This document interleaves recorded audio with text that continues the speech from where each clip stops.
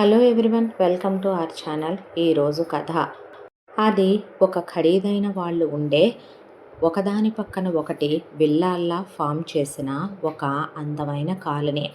ఆ కాలనీలో ఒక విల్లాలో ఒక పెద్దాయన నిద్రలేచి వాకింగ్కి వెళ్ళి వచ్చి కాలకృత్యాలు తీర్చుకొని స్నానం చేసి అలా కూర్చుని ఆ రోజు న్యూస్ పేపరు తిరగేస్తూ కూర్చున్నాడు.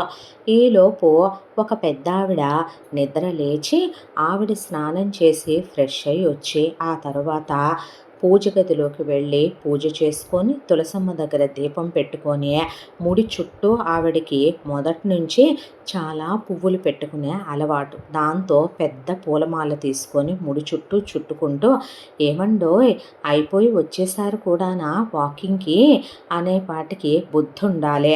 భర్త వాకింగ్కి వెళుతుంటే లేచి మొగుడికి ఏ వేడి నీళ్ళు జీలకర్ర నీళ్ళు పెట్టించే వాళ్ళని చూశానే నేను. మరీ ప్రేమించేస్తున్నాననే అలుసుతో పోనీలే ఏం లేస్తావులే అని నాతో పాటు కలిసిరా వాకింగ్ కంటే బద్ధకంగా ఉందండి అని ఈ వయసులో కూడా ఇంకా దిండు కౌగిలించుకొని పడుకుంటావు అనేపాటికి చాలే ఊరుకోవయ్యా, పిల్లలు లేచారంటే ఏమనుకుంటారు అనేసరికి కాఫీ ఇస్తారా రాజ్యలక్ష్మి గారు? అలాగేనండి రామ్మూర్తి గారు. రాత్రుళ్ళేమో ఈ వయసుకు కూడా నన్ను రోజు నిద్రపోనివ్వరు. రోజు సరసాలకి తక్కువ ఉండదు, చిలకలకి తక్కువ ఉండదు, తెల్లచీరకి తక్కువ ఉండదు, మల్లెపూలకి తక్కువ ఉండదు. ఉదయాన్నే లేచి పెళ్ళాం ముస్తాబయి కనపడాలి. రాజ్యలక్ష్మి ఆ లక్ష్మీ కళతో లేకపోతే ఈ రామ్మూర్తి గారికి నిద్ర పట్టదు, మళ్ళీ వెటకారాలు ఒకటి అని ఆవిడ బుగ్గగిల్లి నవ్వుకుంటూ ఆయన ముఖాన బొట్టు పెట్టి, నూరేళ్ళు మీ ఆవిడతో మీరు ఇలాగే తిట్లు తింటూ మన ఇద్దరం కలిసి ఉండాలని దీవించండి అని నవ్వేస్తే ఆయన ఆవిడ వైపు చూసి కన్ను కొట్టి అలా పేపర్ చదువుకుంటూ కూర్చునేసరికి ఆవిడ గదిలోకి వెళ్ళి అలా ముందు కాఫీ పెడదాం కదా అని ఫిల్టర్ వేయటం స్టార్ట్ చేసుకుంది. ఈలోగా మేడ మీద ఉన్న గదిలో అబ్బా మళ్ళీనా ఎన్నిసార్లు ఇంకా లేసేను అంటే, అయ్యయ్యో ఒకే ఒక్కసారి మహతి ప్లీజ్ రా మహా అంటే, చాలే ఊరుకో, సూర్యుడు కూడా వచ్చేసాడు, చంద్రుడు వెళ్ళిపోయే అప్పుడే తెల్లాడిపోయిందా? తెల్లాడదలే, తమరు రాత్రంతా అలాగే ఉండాలి అంటే రోజంతా తమరికి రాత్రే అయి ఉండాలి, ఎన్నిసార్లు అయినా కూడా చాలదు నీకు అంటే, చాలదురా, నీ మీద నా ఆశ అంతా, నీ మీద నా ప్రేమ అంతా, నువ్వే నా ప్రపంచం, నువ్వే నా లోకమని నేను ఇష్టపడే పెళ్ళానివే, నాతో కాక ఎవరితో క్లోజ్గా ఉంటావంట అని నడుంగిల్లే మళ్ళీ దగ్గరకు రాపోతే దెబ్బలు పడతాయి. ఇంకా ఆఫీస్కి వెళ్ళవా? ఇలాగే బెడ్రూమ్లోనే ఉంటావా? ఈ 24 గంటలు అదే పని ఇంట్లో ఉంటే నీకు లే, ముందు ఫ్రెష్ అవుదు కానీ అన్నాక నాకు బద్ధకంగా ఉంది పోరా అనేసరికి, సరేలేరా తమరు ఇలాగే రెస్ట్ తీసుకోండి, నేను వెళ్ళి ఫ్రెష్ అయ్యి వస్తానని టవల్ తీసుకొని వెళ్ళి మహతి తను బ్రష్ చేసుకుని కాలకృత్యాలు తీర్చుకుని స్నానం చేసి ఫ్రెష్ అయ్యి నీట్గా రెడీ అయ్యి వచ్చి అలా తల తుడుచుకుంటుంటే, ఏమన్నా ఉన్నావంట్రా నీ అందం, నీ వంపు సొంపులో, అబ్బబ్బబ్బబ్బా dusky girls are very hot అంటారు, అందుకేనేమో అంత పిచ్చెక్కిపోతాను నేనని మళ్ళీ దగ్గరికి లాక్కుని ముద్దులు పెట్టి మళ్ళీ క్లోజ్ అవ్వబోతుంటే, అస్సలు కాదు, నువ్వు ఇప్పుడు మొదలు పెట్టావంటే మధ్యాహ్నం 12 అవుద్ది, నీ ధాటి నేను అస్సలు తట్టుకోలేను బాబు, పద్దాక పొద్దస్తమానం అదే యావ నీకు, లే ముందు అనే, అబ్బా అనేసరికి లేవకపోతే పడతాయి సీను నీకు అని లేపి ఆ తర్వాత బ్రష్ పేస్టు ఇచ్చి మళ్ళీ టవల్కి వేషాలు వేస్తావని టవల్ భుజం మీద వేసి బాత్రూంలోకి తోసింది. అనుకుంటూ వెళ్ళేసరికి నీకోసమని సూట్ తీసి షూస్ తీసి విత్ సాక్స్ అన్నీ రెడీగా పెట్టాను, దెబ్బలు పడతాయి మళ్ళీ నన్ను పిలిచావంటే అనేసరికి, ఆ డ్రెస్ కలర్ బాగాలేదురా అనేపాటికి, అదేమి నేను వేసుకోవట్లేదులే, నీకు మ్యాచింగే వేసుకుంటున్నాను, వేషాలు వేయుకో, నీకు బ్లూ తీశాను నేను బ్లూ వేసుకుంటున్నానని బ్లూ డ్రెస్ వేసుకుని ఆ తర్వాత రెడీ అయ్యి కిందకి వెళ్ళింది మహతే. వెళ్ళేసరికి అత్తగారితో, అత్తయ్య అనేసరికి లేచారమ్మా, వాడేడి, ఇంకా మీ అబ్బాయా, చెప్పేదేముంది, మీ అబ్బాయి రాత్రుళ్ళు నన్ను నిద్రపోనివ్వడు, పొద్దున్నే త్వరగా లేవడు, బాత్రూంలోకి తోసొచ్చాను అత్తయ్య, అన్నీ రెడీగా పెట్టొచ్చాను అనేసరికి, మావయ్య గారేరే, మీ మావయ్య పడుచుకుర్రాడు కదమ్మా, పొద్దున్నే లేచి పేపర్లు తిరగేస్తూ కూర్చుంటారుగా బయట.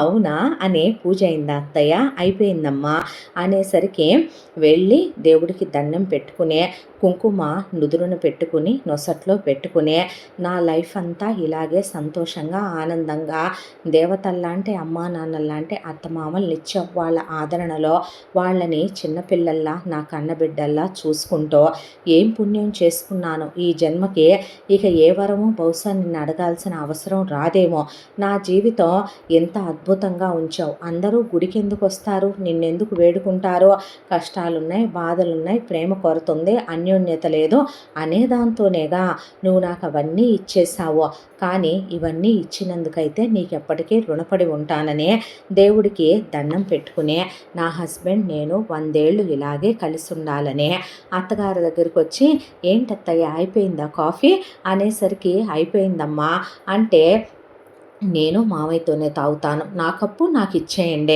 అన్న తర్వాత 2 కప్పులు తీసుకొని మామగారికి ఇచ్చి గుడ్ మార్నింగ్ మావయ్య అంటే గుడ్ మార్నింగ్ బంగారు తల్లి, రామ్మ డ్రెస్ చాలా బాగుందిరా, అవునా మొన్న వెళ్ళినప్పుడు తీసుకున్నాను మావయ్య అనేపాటికి రా రా రా అనే మీ అత్తయ్య రోజుకోలా పెడుతుందమ్మా ఈ మధ్య కాఫీ అనేసరికి వేషాలై మాకు షుగర్ తగ్గించానని ఈ వేషాలన్నీ నువ్వు అనేసరికి షుగర్ తగ్గించటం ఎందుకో సబ్స్టిట్యూట్ వేస్తే సరిపోద్దిగా అత్తయ్య అనే 2 సబ్స్టిట్యూట్లు వేస్తే నా బంగారు తల్లి నా మనసు అర్థం చేసుకుంటావు నువ్వు అనేసరికి వేషాలు వేయకండి ఇద్దరు అని ఆవిడ నవ్వుకుంటుంటే, ఈరోజు న్యూస్ ఏంటో తెలుసా నాన్న అనేపాటికి ఏంటి మావయ్య అంటే ఇక్కడ ఇలా జరిగిందంట నేను వాకింగ్కి వెళ్ళినప్పుడు నా ఫ్రెండ్ ఉన్నాడే సుబ్బారావు వాడు కనిపించాడమ్మా, వాడు ఈ విషయం చెప్పాడు, అలాగే వస్తూ ఉంటే వెంకట్రావు కనపడ్డా, వాడు వాళ్ళ ఆవిడ రాత్రి కీచులాడుకొని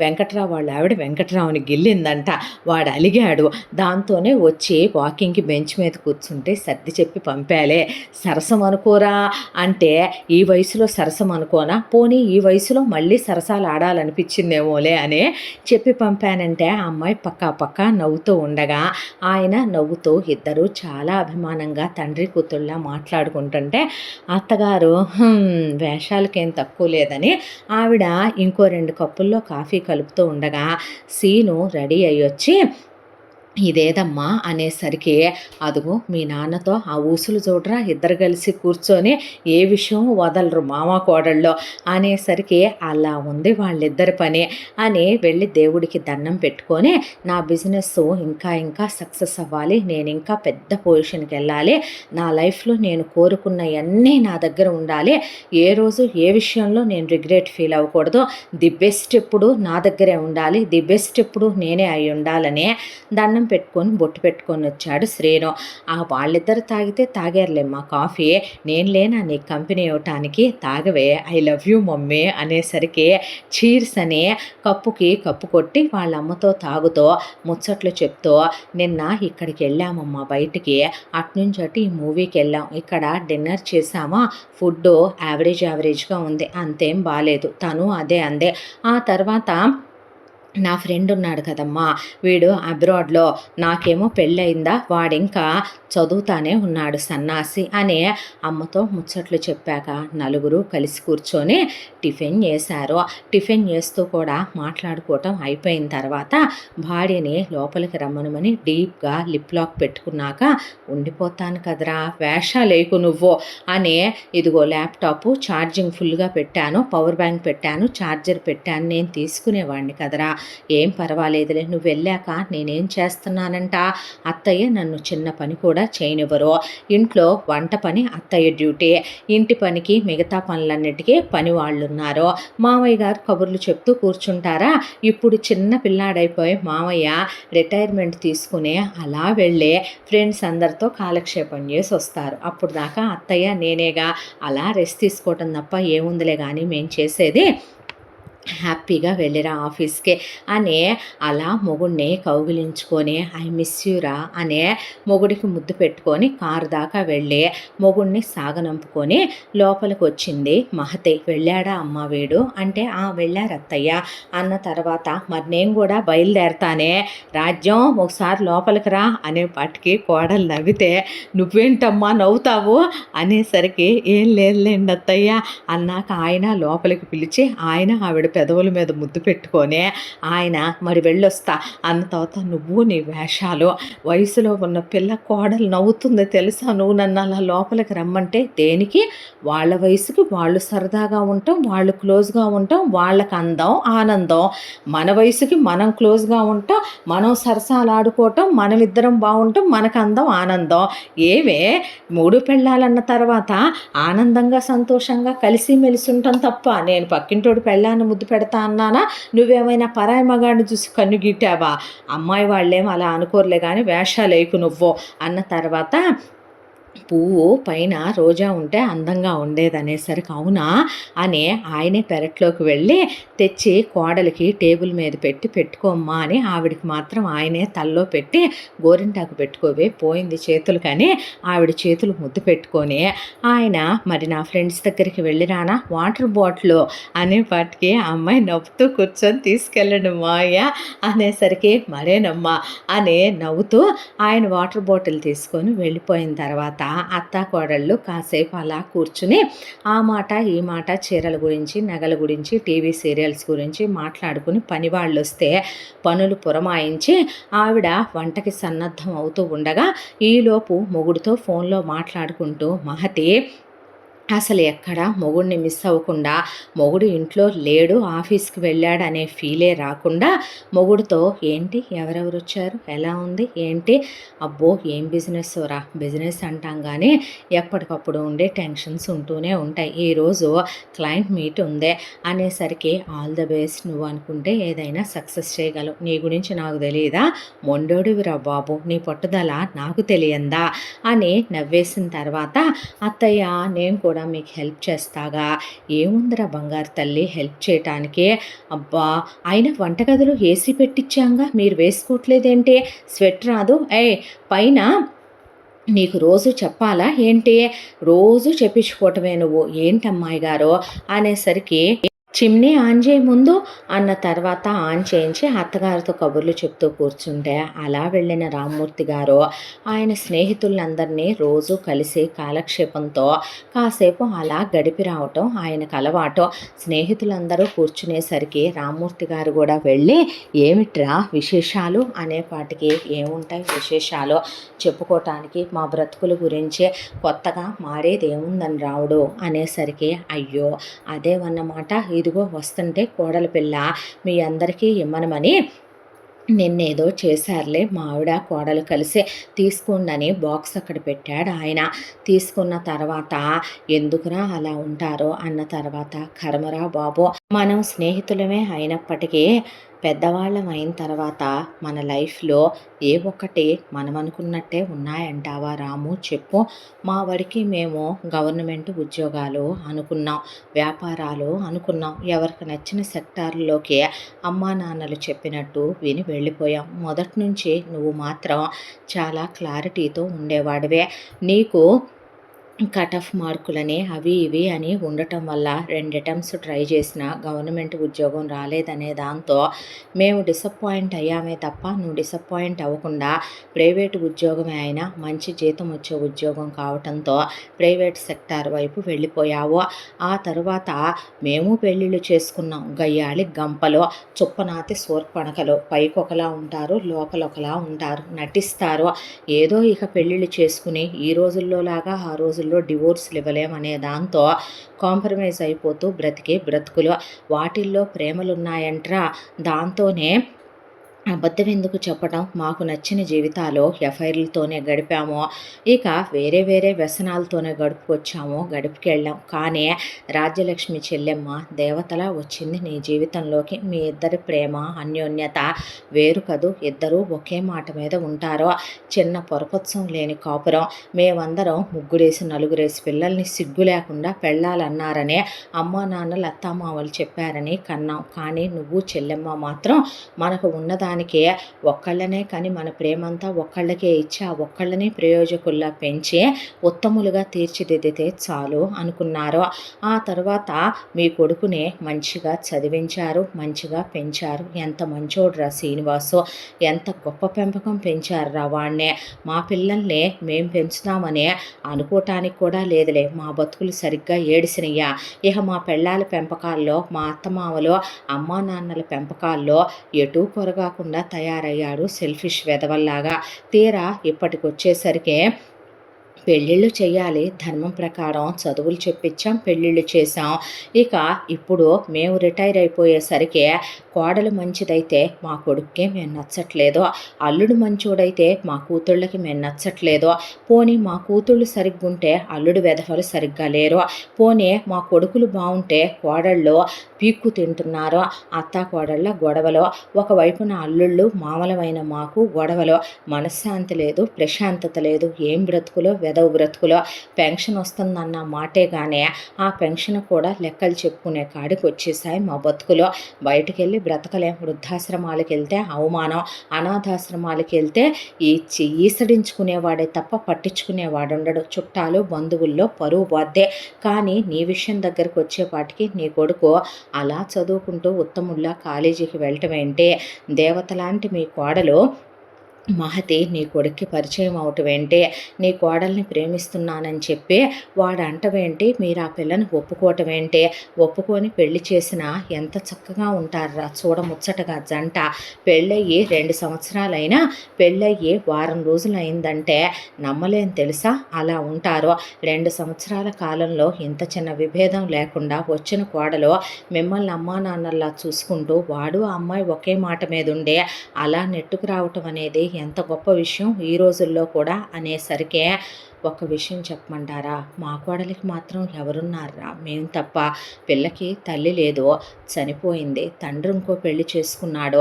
చిన్నప్పటి నుంచే తండ్రి కొట్టే దెబ్బలు, తిట్టే తిట్లు, సవతి తల్లి ఆరళ్ళు, సవతి తల్లికి పుట్టిన పిల్లలు పెట్టిన నరకాలు. అంతా దాంట్లో కూడా పిల్ల తెలివైంది, చురుకైంది, టాపరు. ఏ రోజో ఇక వాళ్ళ అమ్మమ్మ తాతయ్య, నానమ్మ తాతయ్య బాధ్యతలు వదిలిచ్చేసుకున్నా కూడాను పిల్ల పేరిట పోయిన వాళ్ళ అమ్మదే ఏదో 4 రూపాయలు ఉండబట్టే ఆ 4 పిల్ల చదువుకే ఖర్చు పెట్టాలి అనుకునే వాళ్ళమ్మ లాయర్ దగ్గర ఒక ముక్క రాసి పడేయబట్టి ఎంటెక్ వరకు చదువుకుంది. మా సీనుకి అలా పరిచయం అయిందే. వచ్చిందన్న మాటే కానీ ఇంటికి మాకు అమ్మ అయ్యింది. నిజం చెప్పాలంటే కోడలు కాదు, కూతురు అయ్యిందే. కాబట్టే మేము అమ్మా నాన్నల్లా ఉండగలుగుతున్నాం. ఎంత పెద్ద మనసో తెలుసా? ఎంత మంచిదో తెలుసా? నిజం చెప్పాలంటే సంస్కారం ఎంత ఉంటుందో తెలుసా? అర్థం చేసుకునే మనస్తత్వం, ఆవేశపడదు, వాదనలుండవు, గొడవలుండవు. అక్కడ దాకా ఎందుకో వాడు బిజినెస్ పెట్టి ఈ రోజున బిజినెస్ రంగంలో అలా దూసుకెళ్తున్నాడు అంటే నీ పుణ్యమేనంటావా అన్నారు స్నేహితులు. నా పుణ్యం ఏముంది లేరా? అలా అనుకో. ఒక్కడే కొడుకనే దాంతో మేము మా కొడుకుల్ని నిజంగానే ఒక టైంలో మా అమ్మ నాన్నలు మమ్మల్ని నమ్మలేదు, మేము మా పిల్లల్ని నమ్మలేదు. అందుకే మమ్మల్ని వదిలి టాలెంట్ ఉన్న మా పిల్లలు విదేశాలకు వెళ్ళిపోయి మొహం తిప్పి చూడట్లేదు. కానీ నువ్వు చెల్లెమ్మ కలిసి మీ పెద్దలిచ్చిన స్థిరాస్తి పెట్టి వాడికి అంత పాష్ ఏరియాలో ఒక విల్లా కొని వాడి పేరు మీదే పెట్టారు. పెళ్ళప్పుడే గృహప్రవేశం చేయించేసి ఆ తర్వాత వాడికి డబ్బులు ఇచ్చి వ్యాపారం పెట్టించారు. కొడుకుని నమ్మే కోడలు సహకారం అయితేనేమే, వెనక నుంచి ఉన్న మీ సపోర్ట్ అయితేనేమే వాడి వాళ్ళ బిజినెస్లో నెంబర్ 1గా సాగిపోతున్నాడు. ఏదైనా అందమైన కుటుంబాలు నిర్మించుకోవటం మన చేతుల్లోనే ఉంటుందేమోలే అని వాళ్ళంతా బాధపడుతుంటే దిగులు పడకండ్రా అని వెళ్తాను. భోజనం టైం అయిపోయింది, మీ మాటల్లో పడే అరుస్తుంది మళ్ళీ అమ్మాయి. ట్యాబ్లెట్లు అవి కూడా వేసుకోవాలి. మీ చెల్లెలు తినకుండా కూర్చుంటుంది, వాడు వీడియో కాల్లో వెయిట్ చేస్తూ ఉంటాడు. అదేమిట్రా మరి మేము ఇక్కడ తింటాం, వాడికి ఆఫీస్కి క్యారియర్ వెళ్ళొద్దే, వాడు కూడా లేనని మాతో మిస్ అవ్వకూడదని మా కోళ్ళు ఐప్యాడ్లో అలా వీడియో కాల్ ఆన్ చేసి పెడితే చూస్తూ మాట్లాడుతూ తింటాంరా అనేసరికి నీలా ఉండాలేమో కుటుంబం అంటే అనుకున్నాక ఆయన నవ్వుకుంటూ ఇంటికి వచ్చేసరికి కోడలు భార్య ఎదురు చూస్తుంటే గబాగబా వెళ్ళి బట్టలు మార్చుకొని ఫ్రెష్ అయ్యి వచ్చాడు ఆయన. ఇంకాసేపు ఉండాల్సిందిగా ఉపన్యాసాలకి అనేసరికి లేదు లేవే అని ఆయన నవ్వుతూ కూర్చున్నాక కొడుకు అట్నుంచి మాట్లాడుతూ వంటల గురించి కాసేపు సరదాగా జోకులు వేసుకుంటూ ఆఫీస్ విషయాల గురించి మాట్లాడుకుంటూ ఆ నలుగురు అటువైపు కాల్లో కొడుకు ఇక్కడ ముగ్గురు కలిసి ఫోన్ చేశారు. మధ్యాహ్నం కాసేపు విశ్రాంతి తీసుకునేసరికి రోజు అయితే రామ్మూర్తి స్నాక్స్ తెస్తాడు, లేదా రాజ్యలక్ష్మి వండుద్దే. పిజ్జాలు బర్గర్లు లాంటివి కావాలంటే సీనుకు ఫోన్ చేసి చెప్పుద్ది మహతే. ఇక రోజు వచ్చేటప్పుడు ఎవరో ఒకళ్ళు ఏదో ఒకటి తేవటమో ఇంట్లో వండటమో, మొగుడు వచ్చే టయానికి చీర కట్టుకుంటే మొగుడికి ఇష్టమని రోజు సాయంత్రం మహతే భర్తకి ఇష్టమైన రంగు చీర కట్టుకొని రెడీ అయి ఉంటుంది. శ్రీనివాస్ ఆఫీసు నుంచి రాగానే ముందు భార్యని పట్టుకునే ఒక్కసారైనా క్లోజ్ అవ్వందే వదలడో. అబ్బబ్బా అన్నాక మళ్ళీ స్నానం చేసి ఫ్రెష్ అయ్యి రెడీ అయిన తర్వాత కిందకొచ్చి అప్పుడు స్నాక్స్ తిని అమ్మా నాన్నలతో కాసేపు మాట్లాడే వెళ్ళాన్ని తీసుకునే సినిమాకో లేకపోతే షాపింగ్కో డిన్నర్కో వెళ్తూ అమ్మ నువ్వు వంట చేయకు అంటే అలాగే నాన్న అంటారే తప్ప వాళ్ళు మమ్మల్ని తీసుకెళ్ళట్లేదని మాకు పార్సిల్స్ తీసుకురావట్లేదని అస్సలు అనరు. ఆ తర్వాత వెళ్ళొచ్చాక ఏరా తినొచ్చారా, బాగున్నాయా, బాగున్నాయమ్మా అన్నాక ఏమ్మా షాపింగ్ బాగా జరిగిందా అంటారే తప్ప ఆ అమ్మాయి ఈ కొన్నానత్తయ్య అనే మీకు కూడా ఈ తెచ్చానని చెప్పుద్ది. ఒక్కోసారి వాళ్ళ వరకే కొనుక్కొచ్చుకుంటారు. అయినా వెకిలిగా మాట్లాడే మనుషులు కాదు రాజ్యలక్ష్మి రామ్మూర్తి. చాలా అండర్స్టాండింగ్ ఫ్యామిలీ వాళ్ళదే. ఒక్కొక్కసారి ఫ్యామిలీ సినిమాలు వస్తే నలుగురు కలిసి వెళతారు, ఫ్యామిలీ పిక్నిక్లకి నలుగురు కలిసి వెళతారు, ఫ్యామిలీ ట్రిప్పులకి తీర్థయాత్రలకి ఫ్యామిలీ అంతా వెళ్తారు. అలా కానప్పుడు సీను మహతి ట్రిప్పులకి వెళ్ళొస్తూ ఉంటారు. అలాగే రాజ్యలక్ష్మి రామ్మూర్తి అమ్మ మేమిద్దరం ట్రిప్కి వెళ్తున్నాము అంటే అలాగే మావయ్య బాయ్ బాయ్ అని చెప్తారు కొడుకు కోడలు. ఇక ఆ తర్వాత మేమిద్దరం యాత్రలకు వెళుతున్నామని, మేమిద్దరం సినిమాకి వెళ్తున్నాం, లంచ్కి వెళ్తున్నాం, డిన్నర్కి వెళ్తున్నామని వాళ్ళు అలాగే క్లోజ్గా ఉంటారు. ఆయన ఆవిడ షాపింగ్లకి వెళ్ళొస్తారు, గుడికి వెళ్ళొస్తారు, కొడుకు కోళ్ళు కూడా వెళ్ళొస్తారు. ఎవరి ప్రైవసీలు వాళ్ళు డిస్టర్బ్ చేసుకోకుండా ఫ్యామిలీలో ఎవరి మధ్య పొరపచ్చాలు లేకుండా వీళ్ళ జీవితం వీళ్ళు వాళ్ళ జీవితం వాళ్ళు అందరూ కలిసి ఒకే కుటుంబంగా ఉండేటప్పుడు అందరి జీవితాలు కలిసికట్టుగా వెళ్ళే ఇల్లదే. ఒక చిన్న మాట కానీ డిస్కషన్ కానీ ఆర్గ్యుమెంట్ కానీ ఉండదు. అమ్మా నాన్నలు ఇంట్లో లేకపోతే హాల్లో క్లోజ్ అవటం అంటే పెళ్ళాంతో మహా సరదా సీన్కి. బెడ్రూమ్ చాలట్లేదా నీకు? నిజంగానే బెడ్రూమ్లో రోజు ఒకేలా ఉంటుందా?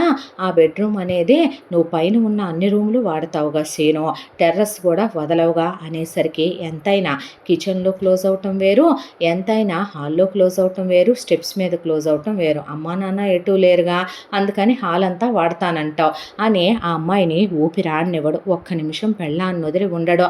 ఏ జన్మలో ఏ అదృష్టం చేసుకుంటే ఇలాంటి ఒక కుటుంబంలోకి అమ్మలేని నాకు అత్తమామలే అమ్మా నాన్నలు అయ్యారనే.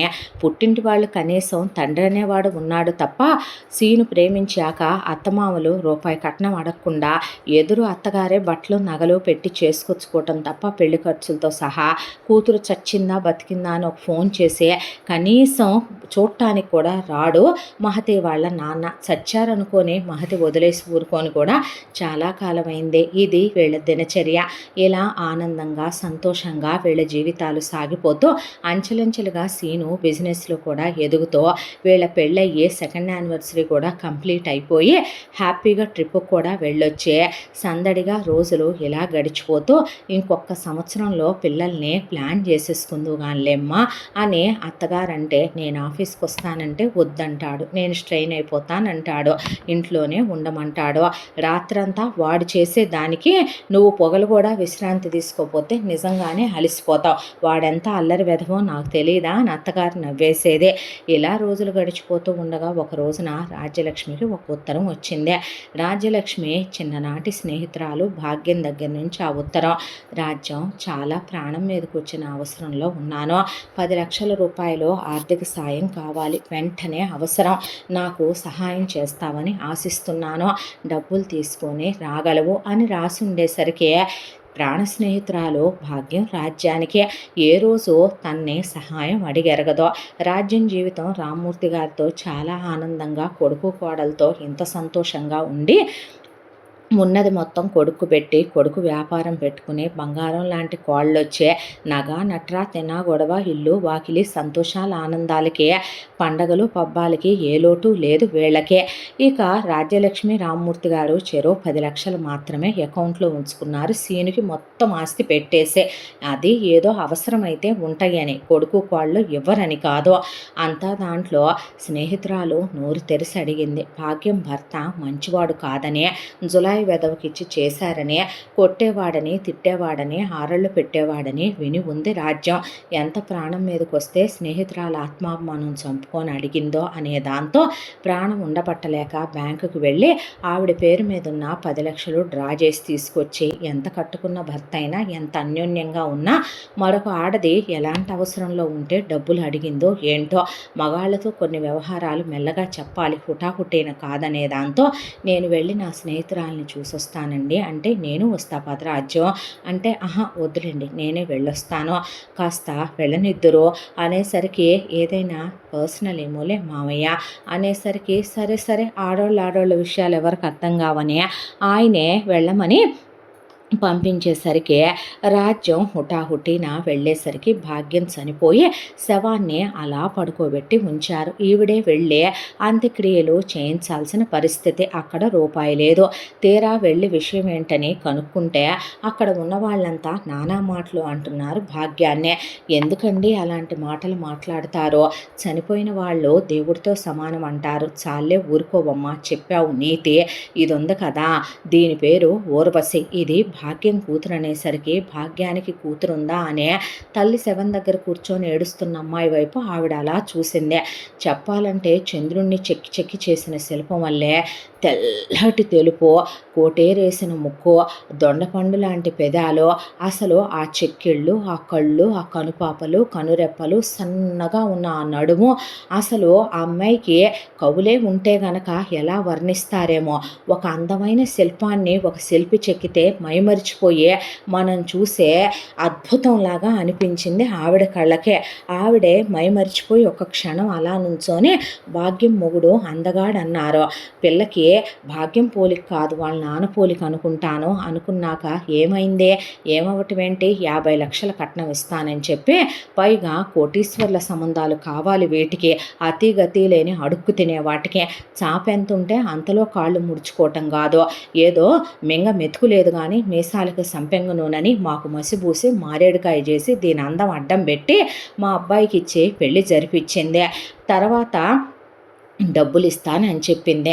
దీని అందానికి మోజుపడి నా కొడుకు దీని మీద పడతాడనుకుంటే నేనే దీనమ్మ డబ్బులు ఇచ్చాక శోభనం చేయిద్దామని చెప్పి ఒక 3 నెలల నుంచి ఆపిచ్చుంచాను.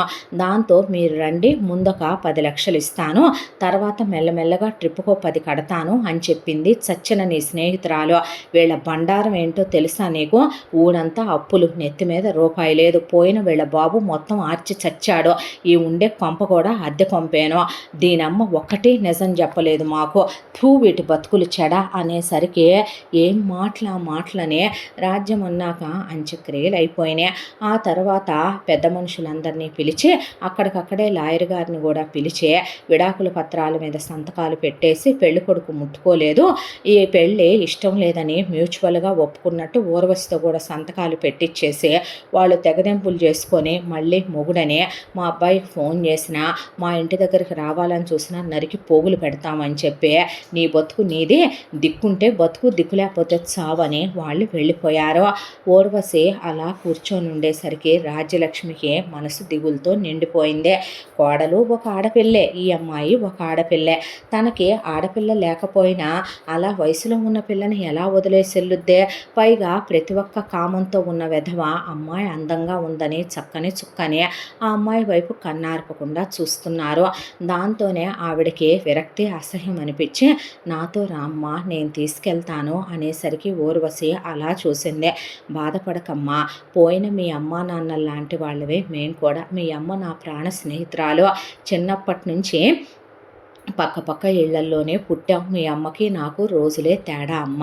ఇక మీ అమ్మ నేను కలిసే చదువుకున్నాం ఇంటర్ వరకు కూడా. తర్వాత పెళ్ళిళ్ళు అయిపోయే ఎవరి దారి వాళ్ళం అయిపోయాము. నువ్వు అక్కడికి వస్తే నేను నీకు తల్లినవుతాను. నా భర్త పేరు రామ్మూర్తి, ఆయన నీకు తండ్రి అవుతారు. నా పేరు రాజ్యలక్ష్మి. నాకు ఒక కొడుకు శ్రీనివాసు. నీకు తోడబుట్టకపోయినా సొంత అన్నయ్యనే అనుకోమ్మా. నా కొడుక్కి పెళ్ళయిందే. నా కోడలిది చాలా మంచి మనసు, దేవత లాంటి పిల్ల. తనకి తల్లిదండ్రులు లేరు. నిన్ను నిజం చెప్పాలంటే సొంత ఆడపడుచులానే చూసుకుంటుంది కడుపులో పెట్టుకొని. ఆ తర్వాత నీ జీవితం గురించి ఆలోచించి ఒక మంచి సంబంధం చూసి కట్నాలు కానుకలు ఆశించిన అబ్బాయిలు పిల్లని చూసి చేసుకునే వాళ్ళు చాలామంది ఉంటారు సిటీలో. మా వాడికి చాలామంది తెలుసు. పెదనాన్న లాంటి వాడమ్మా నీకు ఆయన. చాలా ఉత్తముడు నా భర్త. నా కొడుకు చాలా మంచోడు. అన్నయ్యో లేకపోతే పెదనాన్నో నీకు సంబంధం చూస్తారు. చూసి పెళ్లి చేస్తారమ్మా. చక్కగా చేసుకొని నీకంటూ ఒక జీవితం ఉంటుంది. ఏం చదువుకున్నావంటే డిగ్రీ అందే. ఎంత మెల్లగా మాట్లాడుతున్నావు, ఎంత మృదువైన గొంతని. బట్టలేవమ్మా అంటే ఏమి లేవని చిరుగులు పడిపోయి కుట్టుకున్నాయి ఒక 3 జతలుంటే అవి ఆవిడకే ఎబ్బెట్టుగా అనిపించాయి ఆ బట్టలు. సరే తీసుకోమనమని ఆ 3 తీసుకొని బ్యాగ్లో పెట్టుకొని ఇంటికి తీసుకొచ్చింది రాజ్యలక్ష్మి. తీసుకొచ్చేసరికి రామ్మూర్తి, శ్రీనివాసు, మహతే అక్కడే ఉంటే ఊర్వశిని కూర్చోబెట్టి జరిగిన విషయం అంతా పూసగుచ్చినట్టు చెప్పింది రాజ్యలక్ష్మి.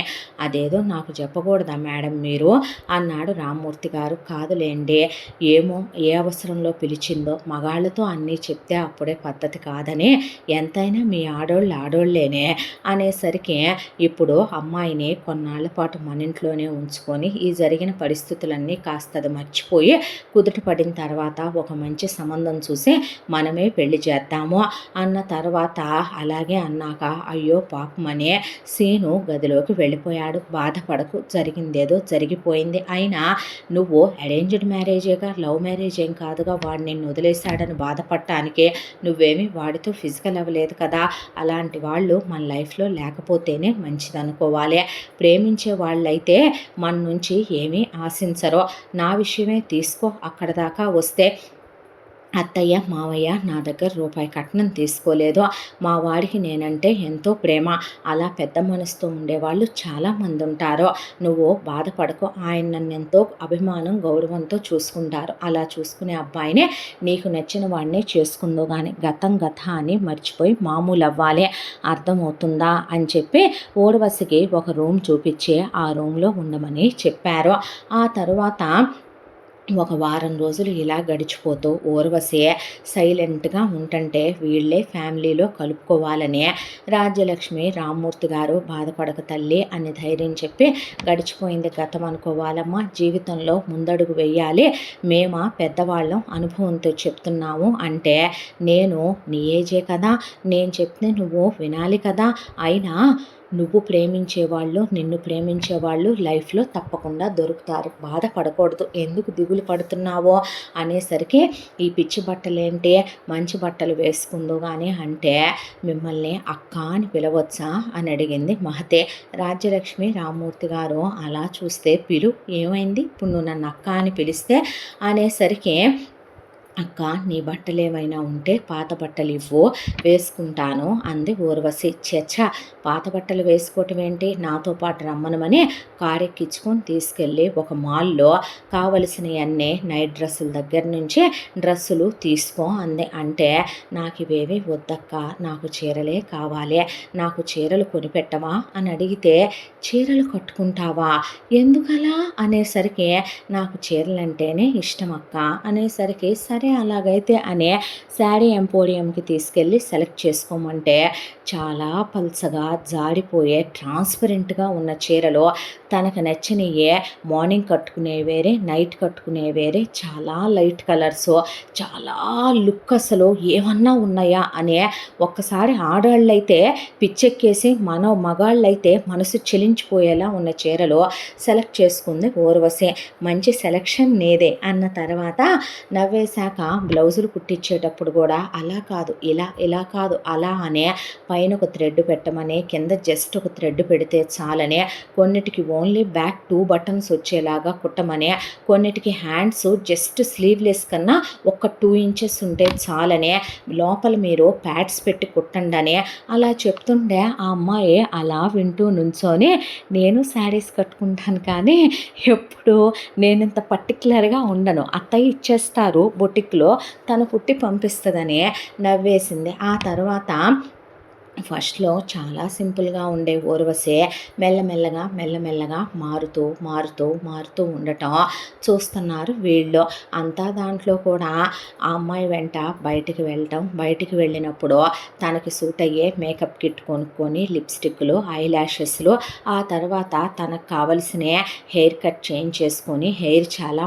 మోడల్గా చేయించుకొని, మెనిక్యూరు, పెడిక్యూరు, ఫేషియల్, ఆ తర్వాత ఆర్టిఫిషియల్ జ్యువెలరీ కొనుక్కుంటానని చెప్పి వేళ్ళకి సెక్సీగా ఉండే ఉంగరాలు, చేతులకి బ్రేస్లెట్స్, చాలా సెక్సీగా ఉండే వాచ్లు, ఆ తర్వాత బ్రాస్లెట్లు, నడుం గొలుసులు, యాంక్లెట్స్, ఇన్నుంటాయా స్పెషల్గా అనే చాలా టెంప్టింగ్గా ఉండేలాంటి ఇయర్ రింగ్స్, స్టిక్కర్స్ కూడా అలాగే సెలెక్ట్ చేసుకొని తెచ్చుకుంటే ఆ అమ్మాయి ఒక్కటే అంది. ఇవన్నీ వేసుకోవటం చూసిన రాజ్యలక్ష్మి రామ్మూర్తి గారు అలా చూస్తుంటే అత్తయ్య మావయ్య తను గడిచిపోయిన గతం అనే చెత్తలో నుంచి, దరిద్రంలో నుంచి బయటకు వచ్చి ఫినిక్స్ పక్షిలాగా మళ్ళీ రూపాంతరం చెందుతూ హ్యాపీగా ఉండాలనుకుంటున్నట్టుందే, అందుకే తను ఎంత సంతోషంగా ఉంది అంటూ ఉండగా ఆ రోజున వర్షం పడుతుంటే ఒకవైపున రాజ్యలక్ష్మి చికెన్ లెగ్ పీసులు ఫ్రై చేస్తుంటే మరొక వైపున మహతి ఇంకేదో ఐటెమ్ పిజ్జా లాంటివి ప్రిపేర్ చేస్తుంటే రామ్మూర్తి గారు టీవీలో పాత సినిమా వేసుకొని కూర్చుంటే అంతా దాంట్లో బయటకు వెళ్ళి సింగిల్ పళ్ళు ఉన్న శారీని పైకి 9 ఫ్రిల్స్ పెట్టి చాలా చిన్నగా పళ్ళు వేసుకుని ఆ తర్వాత వర్షంలో అలా తడవటం మొదలుపెట్టింది ఊర్వశి.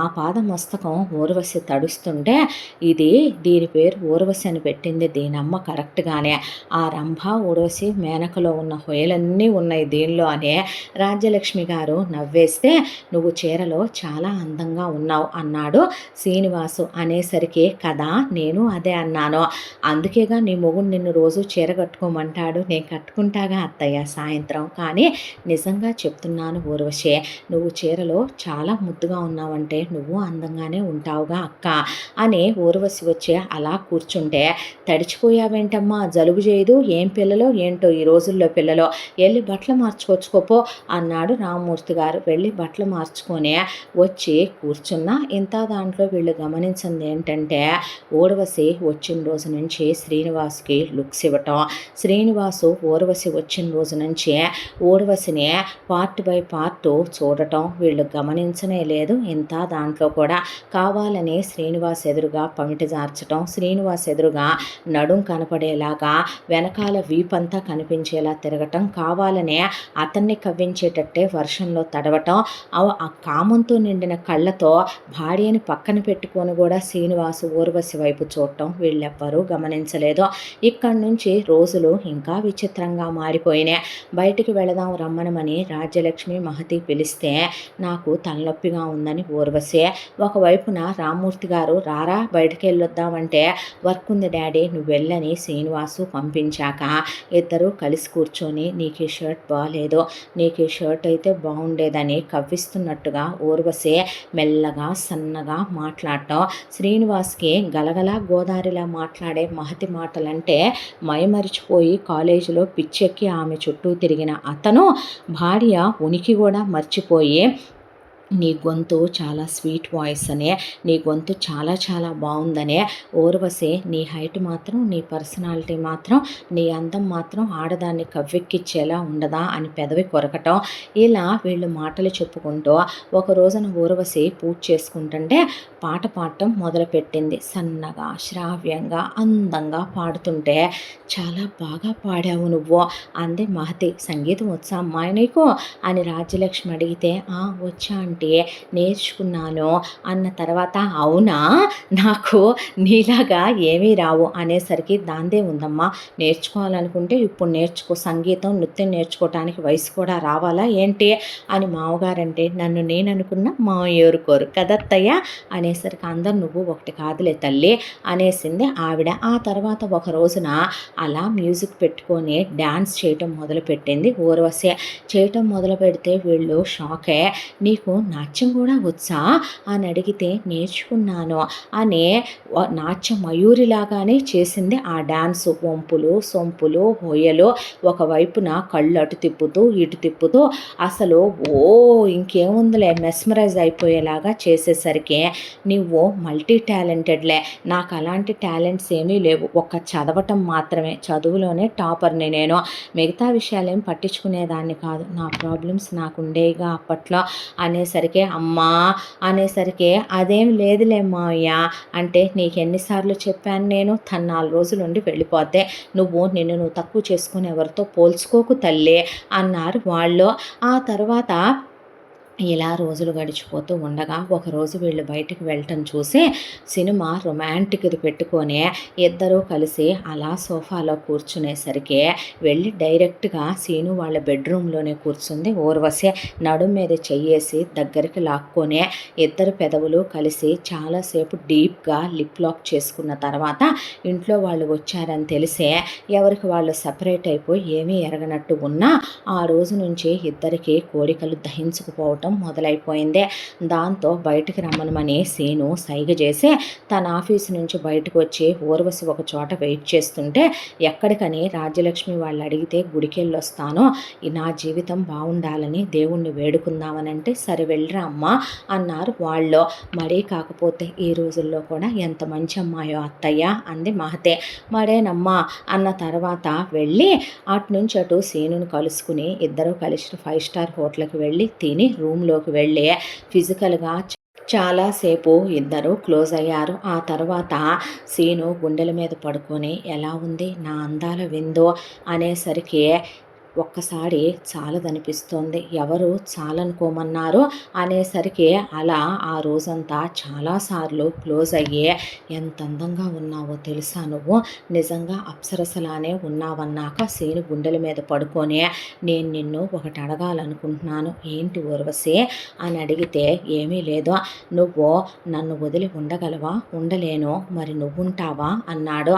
అనేసరికి, నా వల్ల కాదేమో, కానీ ఒక్కటి చెప్తాను, నాకు నువ్వేమీ తాళి కట్టక్కర్లేదు, నీ మనసులో స్థానం ఇస్తే చాలు, మన బంధం ఇలా శాశ్వతంగా కొనసాగితే చాలు, రహస్యంగానైనా సరే నీ కోరికలు తీర్చే నేను నీకు అందాలతో విందు చేస్తూ బ్రతికేస్తాను, కానీ నువ్వు అక్కకి ఎప్పటికీ ఈ విషయం తెలియనివ్వకూడదు, అక్కని నువ్వు వదిలేయకూడదు, అక్కతో నువ్వు రోజు క్లోజ్గా ఉండాలి, అర్థమవుతోందా, అక్కని కూడా ప్రేమించాలి, అక్క ఎప్పటికీ నీ భార్యే, నేనెప్పటికీ నీ ప్రేమని మాత్రమే ఆశించే అమ్మాయినని మర్చిపోవద్దనే కన్నీళ్లు పెట్టుకునేసరికి, ఆ క్షణం శ్రీనివాసు దృష్టిలో తను ప్రేమించే ఒక మగాణ్ణి తాళి కట్టిన భార్యకైనా సరే వదిలేసేంత గొప్ప ఉత్తమురాలైన వనిత ఊర్వశి అని పొంగిపోయాడు. అలా వీళ్ళు రహస్యంగా కలవటం మొదలుపెట్టారు. ఇలా రోజులు గడిచిపోతూ, నేను ప్రెగ్నెంట్ అయితే గొడవలవుతాయి వాడు అని, ఆ తర్వాత ఒకసారి వాడటం మర్చిపోతే, ఇలా ఇంకా బాగుంది అన్న తర్వాత, పర్లేదులే నేను ఐపిల్ వేసుకుంటాను అని ఐపిల్ వేసుకొని కలవటాలు ఇలాంటివన్నీ జరిగిపోవటం మొదలయ్యాక ఒక 6 నెలల కాలం ఇలా గడిచే శ్రీనివాసులో మార్పు రాకుండా నటించడం మొదలుపెట్టాడు మహతితో. ఒక రోజున రామ్మూర్తి గారి స్నేహితుడిదే ఫంక్షన్ ఏదో ఉందని చెప్పి ఆయన రమ్మనమని పిలిచేసరికి వాళ్ళు వేరే ఊళ్ళో పెట్టుకుంటున్నాము, ఒక 4-5 రోజుల ముందే రండి అని చెప్పారు వీళ్ళకే. చెప్పేసరికి నువ్వు రారా సీను అంటే, నానా నేనా, నాకు అసలు కుదరదు, ఆఫీస్లో ఇంపార్టెంట్ వర్క్ ఉంది, నువ్వు రామ్మ ఊర్వశి అంటే, వద్దులేండి ఆంటీ, అక్కడికి వచ్చి నేనెవరంటే మీరు చెప్పాలి, ఆ తర్వాత నా గురించి అన్నీ చెప్పాలి, మళ్ళీ వాళ్ళనే నేను వెళ్ళలేను అన్నాక, నువ్వు రామ్మ మహతి, నేనా మావయ్య, రా తల్లి అన్న తర్వాత సడేనని బయలుదేరి వెళ్తూ ఉండగా పని వాళ్ళని వచ్చి పనులు చేసి వెళ్ళండి అని, చూడమ్మా ఊర్వశి, కాస్త సీనుకి అన్నీ వండి పెట్టి అక్కడ పెట్టే ఉంచుద్దే, వంట చేసి వెళ్ళమన్నాను పనమ్మాయినే, కాస్త క్యారియరు డ్రైవర్కి ఇచ్చి పంపించు అన్న తర్వాత, అలాగే అన్నయ్యను ఒకసారి తినమని గుర్తు చేయని రాజ్యలక్ష్మి చెప్తే, అలాగేనా ఆంటీ అన్నాక రామ్మూర్తి, రాజ్యలక్ష్మి, మహతి వెళ్ళిపోయారు. వెళ్ళిపోయిన తర్వాత ఫోన్ చేసి వెళ్ళారా అని అడిగాడు సీను.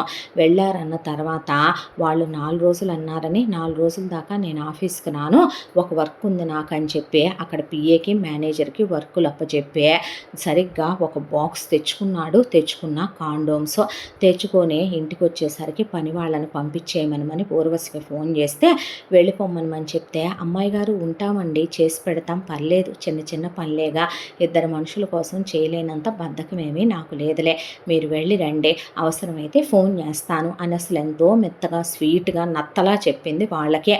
వాళ్ళు వెళ్ళిపోయారు. ఆ తర్వాత తను చాలా అందంగా ముస్తాబయ్యే, చాలా అందంగా రెడీ అయ్యి, నిజం చెప్పాలంటే ఊర్వశి మేనకల్లాగానే అలా నుంచోనుంది హాల్లో. నుంచోని ఉండేసరికి మల్లెపూలు ఒక పెద్ద బుట్ట రోజెస్ తీసుకుని, ఆ తర్వాత స్వీట్స్, అలిసిపోకుండా ఉండటానికి ఎనర్జీ డ్రింకులు, బిర్యానీ ప్యాకెట్లు అన్నీ తీసుకొని వచ్చాడు సీను. ఆ తర్వాత హాల్లో డోరు అలా వేసేసి, ఇక ఇంట్లో ఎవరు లేననేసరికి ఆ పూలు హాల్లో ఉన్న కార్పెట్ మీద అలా పోసి, హాల్లోనే ఇద్దరు జంట పాములు పెనవేసుకున్నట్టు ఇద్దరు పెనవేసుకుపోయి క్లోజ్ అవటం మొదలుపెట్టారు. కరెక్ట్గా ఇటు నుంచే రాజ్యలక్ష్మి, రామ్మూర్తి గారు, మహతి కలిసి ఊరి పొలిమేర దాటక ముందే స్నేహితుడు ఫోన్ చేసే, ఏమనుకోకు రాము అంటే, ఏమైందిరా అన్న తర్వాత, మా బాబాయి కాలం చేశారు, అయ్యయ్యో అన్నాక, ఇప్పుడు శుభకార్యం ఆపేశాము, ఒక 2 నెలల్లో మళ్ళీ ముహూర్తాలు పెట్టుకుంటాం, అప్పుడు వద్దురుగానన్నాక, చచ్చ దాందే ఉందలే అనేసరికి వీళ్ళు రిటర్న్ బయలుదేరారు. అసలు వెళ్ళేటప్పుడే ముహూర్తం బాలేదండి, దేవుడి దగ్గర ఏంటో దీపం వెలిగిస్తుంటే దీపం కొండెక్కిపోయింది ఈ రోజున అంది రాజ్యలక్ష్మి. సరే పద వెళదామని ఇక వీళ్ళు బయలుదేరేసరికి, ఈరోజు తనకిష్టమైన కలర్ చీర కట్టుకున్నానా, వచ్చేటప్పుడు ఊరించి వచ్చానా, అమ్మ బాబో ఈ రాత్రంతా నన్ను నిద్రపోనివ్వడు మహానుభావుడు, నన్ను వదళ్ళు దేవుడా అనుకొని నవ్వుకుంటూ అలా ఇంటి దగ్గరకు వచ్చారు. వచ్చేసరికి వీళ్ళు హాల్లో అలా తలుపు కొడదామనేసరికి లోపల నుంచే వినపడకూడని సౌండ్లు వినపడుతున్నాయి. దాంతో గుండె గుబేలు మందే రాజ్యలక్ష్మికి. ఒక్కసారి రామ్మూర్తి గారు చాలా కోపంగా ఆవిడ వైపు చూస్తే తల దించుకునేసరికి, మహతి ఏంటత్తయ్యా ఇదంతా అనేసరికి, ఏం జరుగుతుంది లోపల, అబ్బాయి ఆఫీస్కి వెళ్ళిపోయాడు, ఇంకా నయం వాడు రాలేదు, వాడు చూశాడంటే ఇప్పుడు ఇంకేమైనా ఉందా, అసలు ఇలాంటి వాళ్ళందరినీ తెచ్చి ఇంట్లో పెడుతున్నానని అరుస్తాడంటే, నీకు బుద్ధి ఉంటేనేగా అన్నాడు రామ్మూర్తి గారు.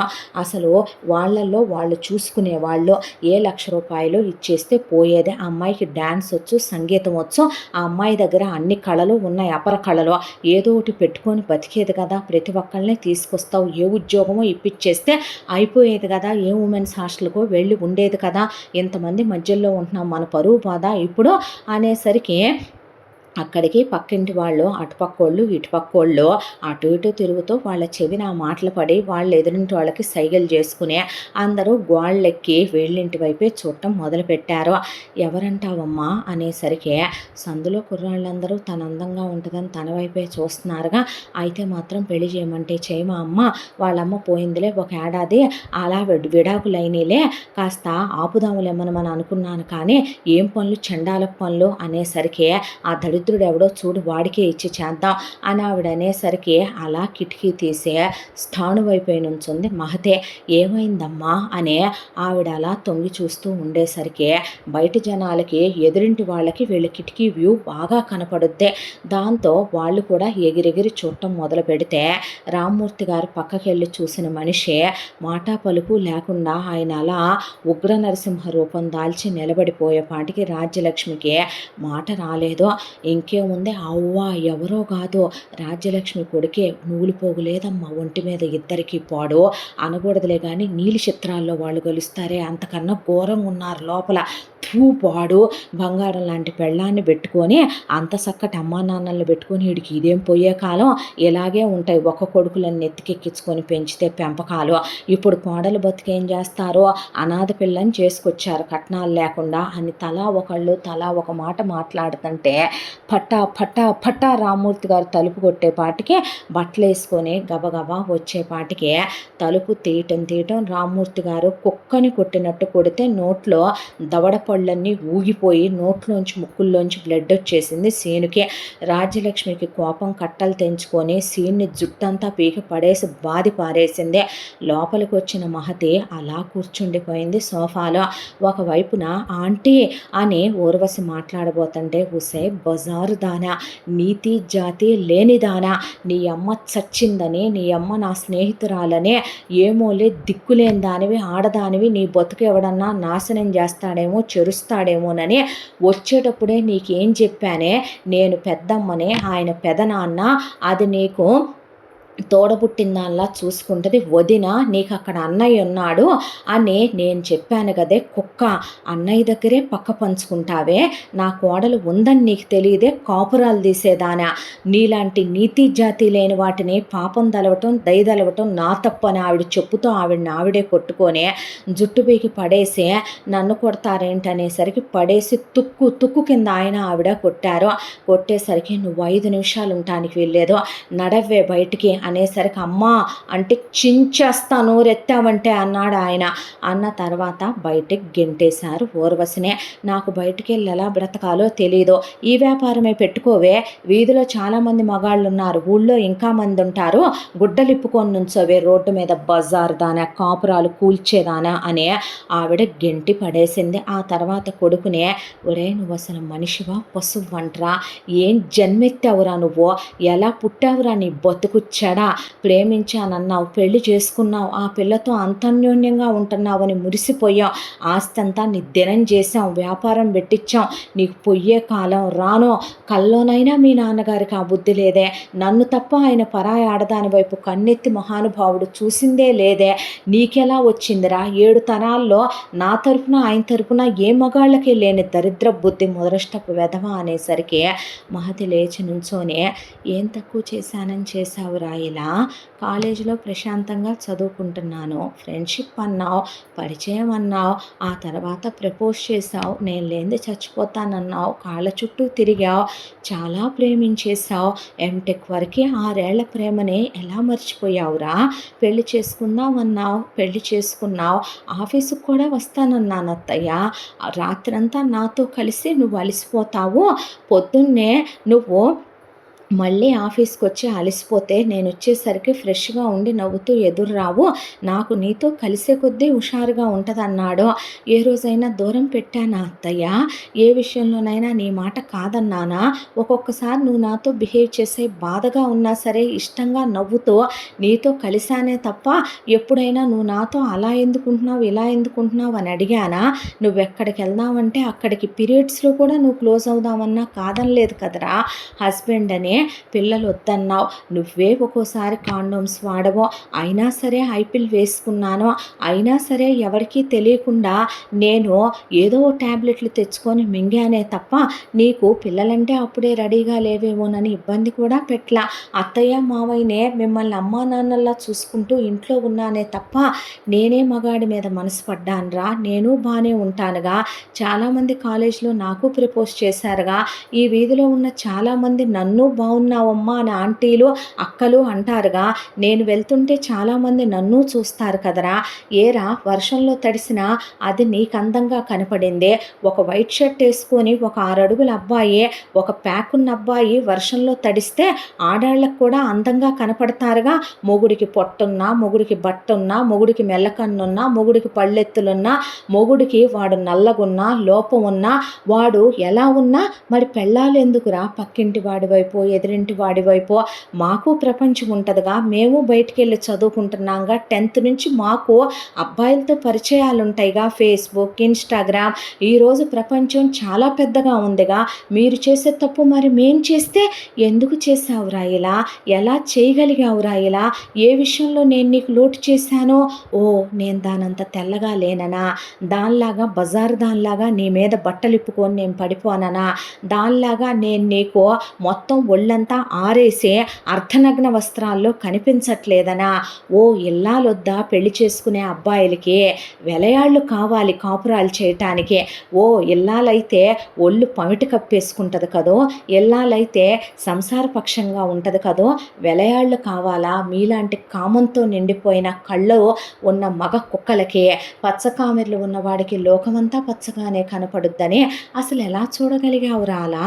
ఒక పెళ్ళయ్యి విడాకులయ్యి తల్లి చచ్చి వచ్చిన ఒక ఆడదే నీ చెల్లెలు అని ఒకవైపున అత్తయ్య అంటూనే ఉన్నారు కదా, చెల్లెలతోనే పక్క పంచుకుంటావా? రేపు తల్లి దగ్గర కూతురు దగ్గర కూడా పక్క పంచుకుంటారు కదరా నీలాంటి వావి వరుసలు నీతి జాతి లేని వెధవలనే అంటూ ఉండగా అసలు వాళ్ళ మాటలేవి చెవిలో పెట్టుకోవట్లేదు.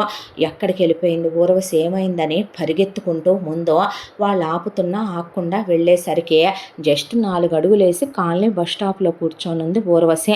వెళ్ళేసరికి అక్కడున్న అబ్బాయిలు రావే వాడేమిస్తాడు ఫ్రీగా, మేమైతే నైట్కి ఎంతో కొంత ఇస్తాంలే నీకు అనేసరికి వాళ్ళని కొడితే మమ్మల్ని కొడతావేంట్రా అని వాళ్ళు ఎదురు తిరిగి బీప్ పదాలే వాళ్ళు కూడా అని, ఏరా బంగారం లాంటి పెళ్ళాం ఇంట్లో ఉంటే చాలదా, మేం బ్యాచులర్స్, మేం చేసామన్నా ఒక మీనింగ్ ఉంది, ఇదేంట్రా నీ పర్మనెంట్ సెటప్పా ఏంట్రా, అయినా అంత మంచి పెళ్ళాన్ని పెట్టుకొని నువ్వు ఇలాంటివి చేయొచ్చు, నువ్వు మమ్మల్ని కొడతావా అని వాళ్ళు తిరగబడి కొట్టి వెళ్ళారు. దాంతో నువ్వు ఇక్కడ ఉండొద్దు, ప్రతి ఒక్కళ్ళు నిన్ను కామంతో చూస్తున్నారు, నువ్వు నా ప్రాపర్టీవి పదమనే 5 స్టార్ హోటల్లో రూమ్ తీసుకొని ఆ రూమ్లో ఉంచేసరికి నేను ఆవేశపడొద్దన్నాను, నువ్వెందుకు ఆవేశపడ్డావు అసలు అనేసరికి దెబ్బలు బాగా తగిలేశాయా, అమ్మ మొరటుగానే కొట్టుద్ది, నాన్న అలాగే కొడతాడనే అక్కడికక్కడే డాక్టర్ని పిలిపించి ఫస్ట్ ఎయిడ్ తను చేయించుకొని ఆమెకి చేయించి, అంత జరిగినా సిగ్గు లేకుండా 2 సార్లు మళ్ళీ ఇద్దరు ఇంటిమేట్ అయ్యి కలిసి స్నానాలు చేసి మళ్ళీ తిని మళ్ళీ ఇంటిమేట్ అయ్యే నువ్వు ఇక్కడే ఉండు అని చెప్పి అప్పటికప్పుడు నిమిషాల మీద ఒక ఫుల్లీ ఫర్నిష్డ్ ఫ్లాట్ తీసుకొని ఆ ఫ్లాట్లో పెట్టాడు ఊర్వశిని. ఆ తర్వాత ఇంటికి వచ్చాడు. ఇంటికి వచ్చిన తర్వాత ఒక 10 రోజుల పాటు మౌనం. ఇలా కాలం గడిచిపోయిన తర్వాత తను ఆలోచించుకోవటం మొదలుపెట్టాడు. ఊర్వశి ముందు తన పెళ్ళాం చప్ప ఫిగర్ అనిపించేసింది, మోజు తీరిపోయింది అనిపించేసింది. ఇప్పుడు తను ఊర్వశిలో డీప్ లవ్లో ఉన్నాడు. నిజం చెప్పాలంటే తన భార్య మీద తనకుంది ప్రేమ కాదు, ప్రేమ అయితే తను బహుశా తన పెళ్ళాన్ని వదిలి ఉండగలిగి ఉండేవాడు కాదేమో అనే దాంతోనే విడాకుల పత్రాలు తీసుకొని వచ్చేసరికి రామ్మూర్తి గారు దవడలు పగలగొట్టేశాడు. ఏమీ ఎరగనట్టు వెనకాల ఊర్వశి కూడా వచ్చి నుంచున్న తర్వాత నీకేమైనా పిచ్చి పట్టిందా, ఒళ్ళు బలిసిందా, తెక్కెక్కిందా, కొవ్వెక్కిందా, ఎందుకు చెయ్యవురా కోడలతో కాపురం, ఆ రోజు ప్రేమించానని చెప్పి ఎందుకు పెళ్లి చేసుకున్నావురా, తడిగుడ్డలతో గొంతులు కోసి ఆడపిల్లల్ని వెన్నుపోట్లు పొడిచి అది నువ్వు రమ్మనమంటే ఈ బజారు దానిలాగా పెళ్లికి ముందే ఏ లాడ్జీలకో హోటల్ రూములకో రాదులేమనమని తాళి బిచ్చమేశావా ఏంట్రా అనేపాటికి అమ్మా అని చెయ్యెత్తేసరికి ఆయన లాగి దవడ మీద కొడితే, నాకు నీతో ఉండటం ఇష్టం లేదు, నాకు నీ మీద ప్రేమ లేదు, నాకు నీ మీద ఏ ఫీలింగ్స్ రావట్లేదు అనేసరికి ఆ అమ్మాయి నిర్ఘాంతపోయి నుంచుంది. మహతే నుంచున్న తర్వాత అక్క అని ఏదో ఊర్వశి మాట్లాడేలోపు ఆ అమ్మాయి చేయి చూపించి ఆగమన్నట్టు చూపుడు వేలు చూపించేసరికి ఊర్వశి అలా నుంచున్న తర్వాత, నేను ఊర్వశిని ప్రాణానికి ప్రాణంగా ప్రేమిస్తున్నాను, అందుకే తను లేకపోతే నేను ఉండలేకపోతున్నాను, కానీ నువ్వు లేకపోయినా నా లైఫ్ లైఫ్లో నాకు అదేమీ లోటుగా అనిపించట్లేదు. నిజమే, తనిచ్చిన సుఖం నువ్వివ్వలేవు. ఏ మగాడైనా సరే అవును, ఆ రోజు కాలేజ్లో నాలాగే ఉంటారేమో ప్రపంచం మీద ఉండే మగాళ్ళందరూ కూడాను. నువ్వు నాకు నచ్చావో, చామన సాయి అయినా సరే అప్పుడు నువ్వు కత్తిలాంటి ఫిగర్లా అనిపించావు. నిజమే, నువ్వు పెళ్ళికి ముందు ఇంటిమేట్ అవ్వు, సెల్ఫిష్ అని నువ్వు నన్ను అనుకున్నా సరే సెల్ఫ్ రెస్పెక్ట్ అని నువ్వు దూరం పెట్టావు. పెళ్లి చేసుకున్నాను, క్లోజ్ అయ్యాము, నాకు ఇప్పుడు నీ మీద నిజంగానే ఏ మోజు లేదు, ఏ ఫీలింగ్స్ రావట్లేదు. కొన్నాళ్ళుగా నేను దూరం పెడుతున్నా, నీకే అర్థం కాక వర్క్ స్ట్రెస్ అనుకుంటున్నావు. నాకు తనే కావాలి, నువ్వు అక్కర్లేదు. సో డివోర్స్ పేపర్స్ తెచ్చాను, కావాలంటే ఎలిమనీ కూడా పడేస్తాను, ఎంత కావాలో చెప్పంటే ఇదేనా నీ ఆఖరి నిర్ణయం అని అడిగింది మహతే. అమ్మ వాడు ఎందుకు కాపురం చేయడో తేలుద్దామనేసరికి ఆగండి అత్తమ్మ, ఆగండి మావగారు అన్న తర్వాత నువ్వు నాకు ఎలిమని అని సంతకాలు పెట్టి ఇచ్చిన తర్వాత ప్రేమకి కొత్త నిర్వచనం చెప్పావురా. నా పుట్టింట్లో ఉన్నప్పుడు నా తల్లి పోయినప్పుడు తండ్రి కొట్టిన దెబ్బలు పడ్డాను, సవిత్తల్లి పెట్టిన వాతలు భరించాను. అవన్నీ నా శరీరానికే కలిగాయి. కానీ ప్రేమ అనే దాంతో నువ్వు చేసిన ద్రోహం ఉందే, లైఫ్లో బహుశా మర్చిపోలేనేమో నేను అని ఆ అమ్మాయి గదిలోకి వెళ్ళి సంతకాలు పెట్టి పేపర్లు మొహాన్ని విసిరేసి తలుపులు మూసేసుకుంది. అయితే ఈలోపు ఊర్వశి లోపలికి వచ్చి అది కాదా అంటే అంటూ ఉండగా ఉస్సే నీతి జాతి లేందానా అని ఆవిడ ఆయన కలిసి పడేసి జుట్టు పీకి బాధేసరికి అమ్మ నాన్నల్ని ఎదురు తిరిగేసరికి పడేసి ఉతికేశారు శ్రీనివాసుని. నడవండి బయటకని ఇద్దరిని గెంటేసిన తర్వాత నువ్వు చచ్చావురా అని, సర్వనాశనం అయిపోతావే నువ్వు, కుక్క చావు చస్తావు, రోజులు లెక్కెడతావు ఇక్కడి నుంచి, నువ్వు గుండె కోత పెట్టావే నమ్మి తీసుకొచ్చినందుకు, ఉరే నువ్వు బాగుపడతావు అనుకుంటున్నావా, నీ గతి కుక్కలు పడవు చూస్తా ఉండో, తల్లి శాపం గురువు శాపం తప్పవంటారు కదరా, నువ్వు బాగుపడవని దుమ్మెత్తి పోసొచ్చింది ఆవిడ. ఆ తర్వాత వాళ్ళు దిగుల్లో మునిగిపోయారు. తీసుకెళ్లిన ఊర్వశికి ఫస్ట్ ఎయిడ్ చేయించి పశువుల్లా కొట్టారు. అసలు నువ్వెందుకు వచ్చావు, అయినా నేను వెళ్తున్నానని చెప్తే నువ్వు ఒక్కడివే వెళ్తావా నేను లేకుండా, అయినా నాకు ఒకటి అర్థం కాని విషయం, ఆంటీ అంకుల్ నేనంటే పరాయి దాన్నే, నువ్వు సొంత కొడుకువి కదా, అయినా అక్కడ దాకా వస్తే నన్ను గెంటేశారంటే సరే నువ్వు కొడుకువే, అలా అనుకుంటే అక్కడ దాకా వచ్చి ఆ ఇల్లు నీది కాదా, ఈ వ్యాపారం నీది కాదా, అసలు వాళ్ళని నువ్వు గెంటేయాలా నిన్ను వాళ్ళు గెంటేయాలా, అలాంటిది అంతమంది ఎలా చూశారో తెలుసా, నానా మాటలు అని శాపనార్థాలు పెట్టి కొట్టుకుంటూ తీసుకొచ్చి గెంటేశారు. ఇదేమీ కరెక్ట్గా లేదో, నిన్నంత అవమానం చేస్తుంటే చూడలేకపోయాననే ఇంటిమేట్ అవుతూ క్లోజ్ అవుతూ ఏడుస్తూ తలగడ మంత్రాలు వేసిందే. శ్రీనివాస్కు రోషం పొడుచుకొచ్చింది, ఉక్రోషం పొడుచుకొచ్చింది. దాంతోనే 10 రోజుల్లో వాళ్ళుండే ఇల్లు నడిన ఇల్లు అమ్మేశాడు.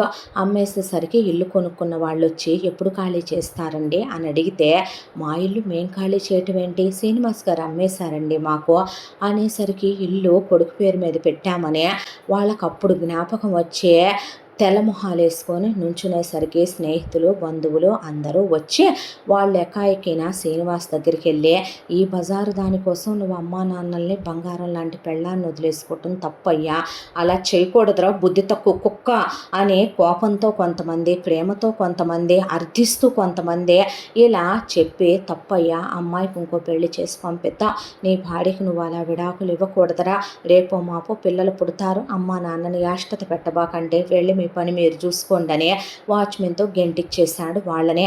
ఉసే నువ్వు బాగుపడవే, నువ్వు సర్వనాశనం అయిపోతావు, పచ్చగా ఉన్న కుటుంబాల్లో నువ్వు చిచ్చు పెట్టావు కదే, దేవుడు నిన్నంతకంతా చేయిపోతే చూస్తూ ఉండని వాళ్ళందరూ కన్నీళ్లతో తిరిగి వచ్చి వాడెంత చెప్పినా వింటలేదు. మా ఇంటికి రండి అంటే మా ఇంటికి రండి అన్నారు.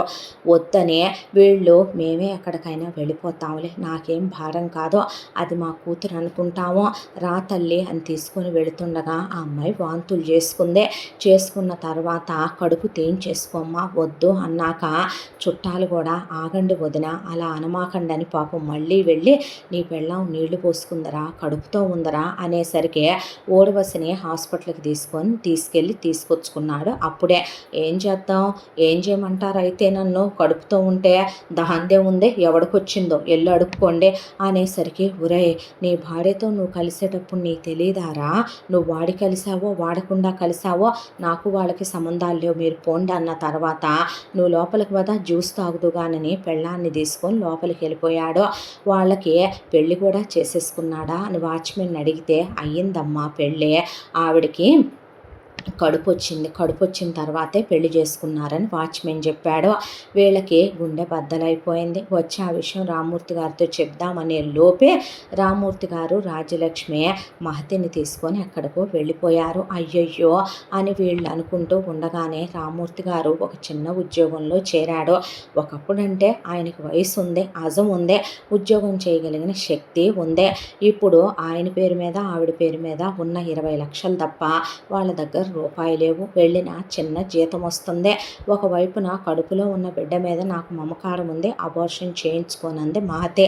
ఒకవైపున మహతిని చూసుకుంటూ దిగుల్లో కూరుకుపోయే ఇలా రోజులు గడిచిపోతూ మహతి ప్రసవించింది. బాబు పుట్టాడు. ఆ విషయం తెలుసుకున్న వాళ్ళు వెళ్ళి చెప్పినా చెలించలేదు శ్రీనివాసు. ఈలోపు ఒక రోజున ఈ పరిస్థితులన్నీ ఆలోచిస్తూ దిగులతో రామ్మూర్తి గారికి హార్ట్ అటాక్ లాగా పెయిన్ వచ్చేసింది గుండెల్లో. తీసుకెళ్తే ఆయనకి స్ట్రెంత్ వేశారు. ఇంకా స్ట్రెయిన్ తీసుకోవటం మంచిది కాదు అన్నారు. ఆఫీస్కి అది వెళ్ళకూడదన్నారు. ఉన్న 20 లక్షల్లో 10 లక్షలు ఖర్చు అయిపోయినాయి బాబుకని వాటికని వీటికని. బాబు 3 నెలల పిల్లాడు కూడా అయ్యాడు. నేనే ఉద్యోగానికి అప్లై చేస్తాను మామగారు, మీరు వెళ్ళొద్దు.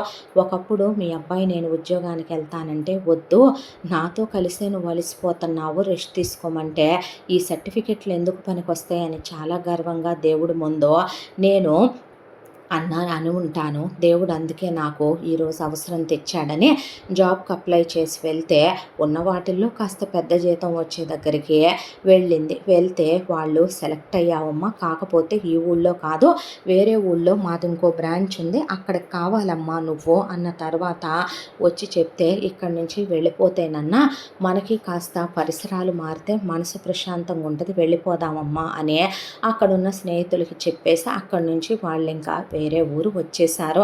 ఆ అమ్మాయికి ఏమి వచ్చేది పెద్ద జీతం కాదు, మహా 70,000 రూపాయలు. ఒకవైపున బాబుకి చాలా ఖర్చులు ఉంటాయి చిన్నపిల్లాడు కాబట్టి, పైగా మామగారికి మందుల ఖర్చు, ఇంట్లోకి తిండి ఖర్చు అన్నీ చూసుకోవాలి.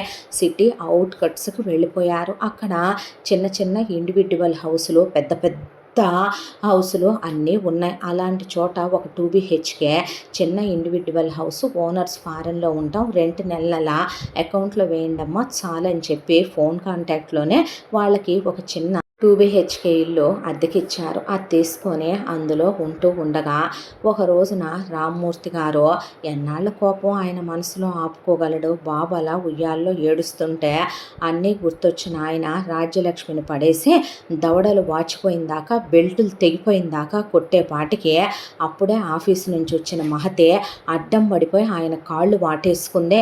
ఏమైంది మావయ్య అంటే జరిగిందంతా దీనివల్లే, అసలు దీనికెందుకమ్మా స్నేహాలు, దీనికెందుకమ్మా స్నేహితురాళ్ళు, వెళ్ళినప్పుడు ఆ ఊడి జనం పట్టించుకోవాలా, వాళ్ళ బంధువులు పట్టించుకోవాలా, ఒక 50,000 1,00,000 పడేయాలి, వాళ్ళనే చూసుకోమని అప్పగించి రావాలి. అది బజారుది, కులట, పతిత, వేశ్య అలాంటి వాటిని తెచ్చే ఎవడో దాన్ని లాగుతాడని తెచ్చిందంట. దీని కొడుకు దగ్గరే పక్క పంచుకొని నీ కోపరమే కూల్చింది కదమ్మా అదే.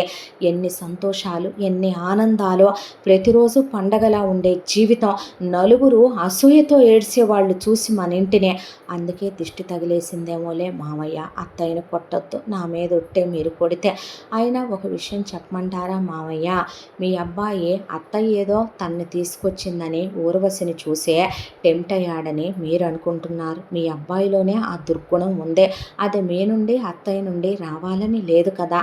బహుశా ఊర్వశి రాకపోతే ఇంకో మేనక ఆఫీస్కి వచ్చేదే, అక్కడ కాకపోతే ఇంకో రంభ రోడ్డు మీద కనపడేదే. మామయ్య కామంతో నిండిపోయిన కళ్ళు, శరీరానికి ఆశ తీరని కోరికలు ఉన్నప్పుడు ఒక ఆడది చాలదో, అలా ఉన్న ఆడవాళ్ళకి ఒక మగాడు చాలడో, మళ్ళీ మనం అనుకోవటం ఎందుకు చెప్పండి అనేసరికి ఆయన బాధపడ్డాడు. ఆ రోజు నుంచే రాజ్యలక్ష్మితో మాట్లాడటం తగ్గించేసి మౌనంగా ఉండి గడ్డాలు పెరిగిపోయి ఆయన ఇంట్లోనే ఉండటం మొదలు పెడితే రాజ్యలక్ష్మి ఏడ్చి ఏడ్చి ఆ అమ్మాయి మీద పడే నేను ఇలా చేయమన్నానా అమ్మ అయినా నాదే తప్పులే, నేనే అలా తీసుకురాకుండా ఉండుండాల్సిందే. ఆ బజారు దాన్నని ఏడ్చాక ఆవిడ్ని ఓదార్చి మీరు డీలా పడొద్దని, మీరు బాధపడొద్దని ధైర్యం చెప్పిందే. ఎంతో సంతోషంగా ఉండే వాళ్ళ కుటుంబం ఒక్కసారిగా ఆనందాలన్నీ తీసేసి చీకట్లో నింపేసిన ఒక నరకంలా తయారయ్యాయి వాళ్ళ బ్రతుకులో.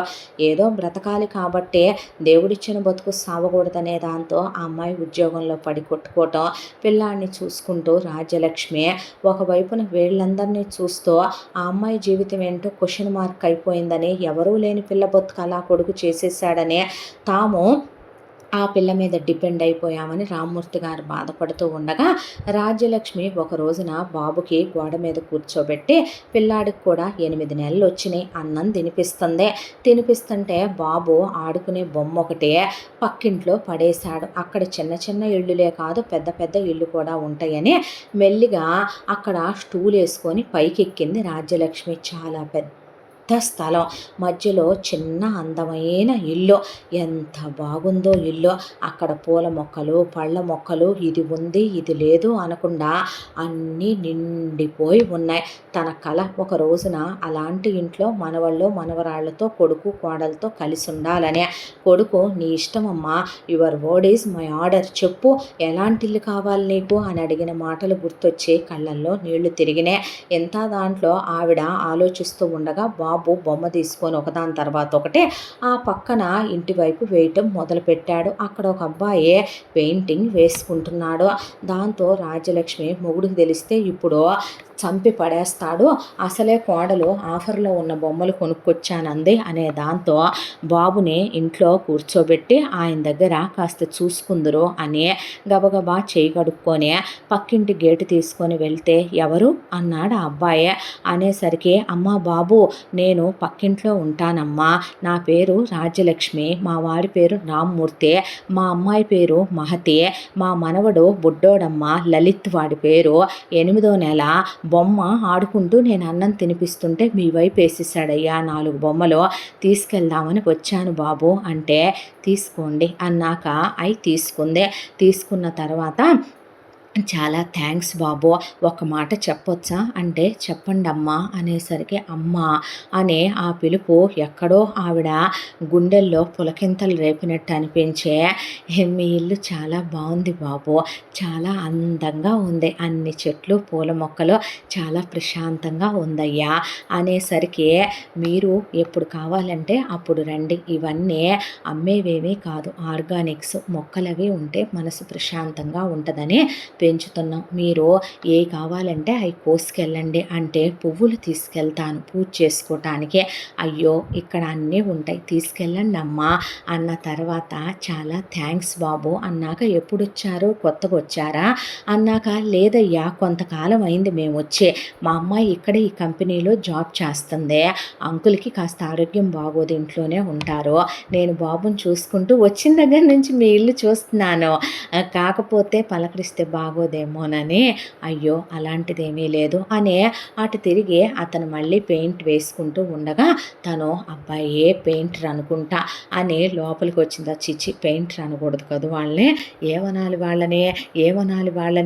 ఏమనాలి వాళ్ళని ఏం పాడో అని చెప్పి చిత్రకారులు అంటారు, తెలుగు బాగుంది కదా అనుకొని లోపలికి వచ్చిన తర్వాత రోజు వెళ్ళి అలా పూలు కోసుకుంటూ ఉండగా బాబును కూడా తీసుకొని వెళ్తే ఒక రోజున అతను ఎవరిని తీసుకొచ్చారు అని అడిగితే మా మనవడయ్యా చెప్పానుగా అనేపాటికి బాబుని ఎత్తుకున్నాడు అతను.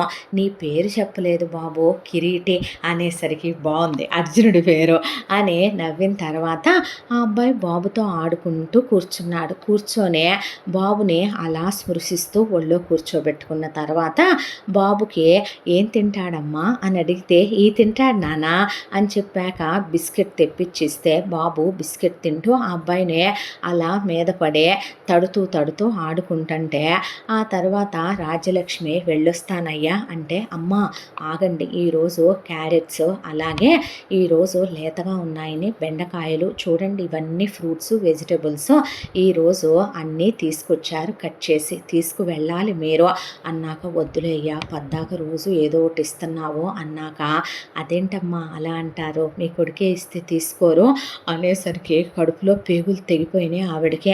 తీసుకుంటానయ్యా అని ఆవిడ తీసుకున్నాక నెక్స్ట్ డే చాచా పిల్లాడిస్తుంటే దున్నపోతల్లే తెచ్చుకుంటున్నానని ఆ అబ్బాయి కోసం అని చెప్పి తను వండిన బిర్యానీ ప్యాక్ చేసుకొని తీసుకెళ్ళి తినమ్మా కిరీటి అన్నాక బాగుందా అన్నాక చాలా బాగుందమ్మా టేస్ట్ అనేసరికి అని నవ్విన తర్వాత నీకోటి చూపించనా అని బాబుది తను వేసిన పెయింటింగ్ చూపించాడు.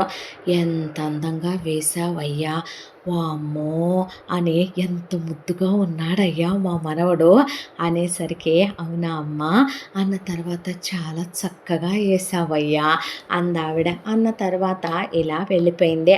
అలా రోజులు గడిచిపోతూ రోజు వెళ్ళొస్తూ కిరీటి దగ్గరికి బాబుని తీసుకెళ్తూ కొంతకాలం గడిచాక ఒక రోజున రాజ్యలక్ష్మి కాస్త అలసటగా ఉందని పడుకున్నాక రామ్మూర్తి గారు గడిచిపోయినవన్నీ ఆలోచించుకుంటూ కూర్చుంటే బాబు రోజు వెళ్ళటం అలవాటైపోయి వాడికి కాలొచ్చి కిరీటి వాళ్ళ గేటు దగ్గరికి వెళ్ళి లోపలికి వెళ్ళబోతే చూసి మహతి పరిగెత్తుకుంటూ అరెరే పక్కింట్లోకి వెళుతున్నాడని వెళ్ళేలోపు గులాబీ చెట్ల మీద పడబోయాడు తూలుతూ బాబు. మోకాళ్ళ మీద కూర్చొని కిరీటి చెయ్యడ్డు పెట్టి బాబుని దగ్గరికి తీసుకునేసరికి కిరీటి చేతుల్లో ముళ్ళు దిగిపోయినాయి. దాంతో మహతి అయ్యయ్యో అని పరిగెత్తుకుంటూ వస్తే ఎవరు మీరు అన్నాడు కిరీటి. అనేసరికి బాబు నా బాబేనండి, పక్కింట్లో ఉంటాం మేము, రాజ్యలక్ష్మి గారు రామ్మూర్తి గారు మా అత్తమ్మ మావయ్య. ఏంటి అంటే అవునండి మా అత్తమ్మ మావగారు, నా పేరు మహతి అనేసరికి అదేంటి అమ్మాయి అన్నారు కదా ఆవిడ అని ఏదో చిన్న అనుమానం కలిగింది కిరీటికి.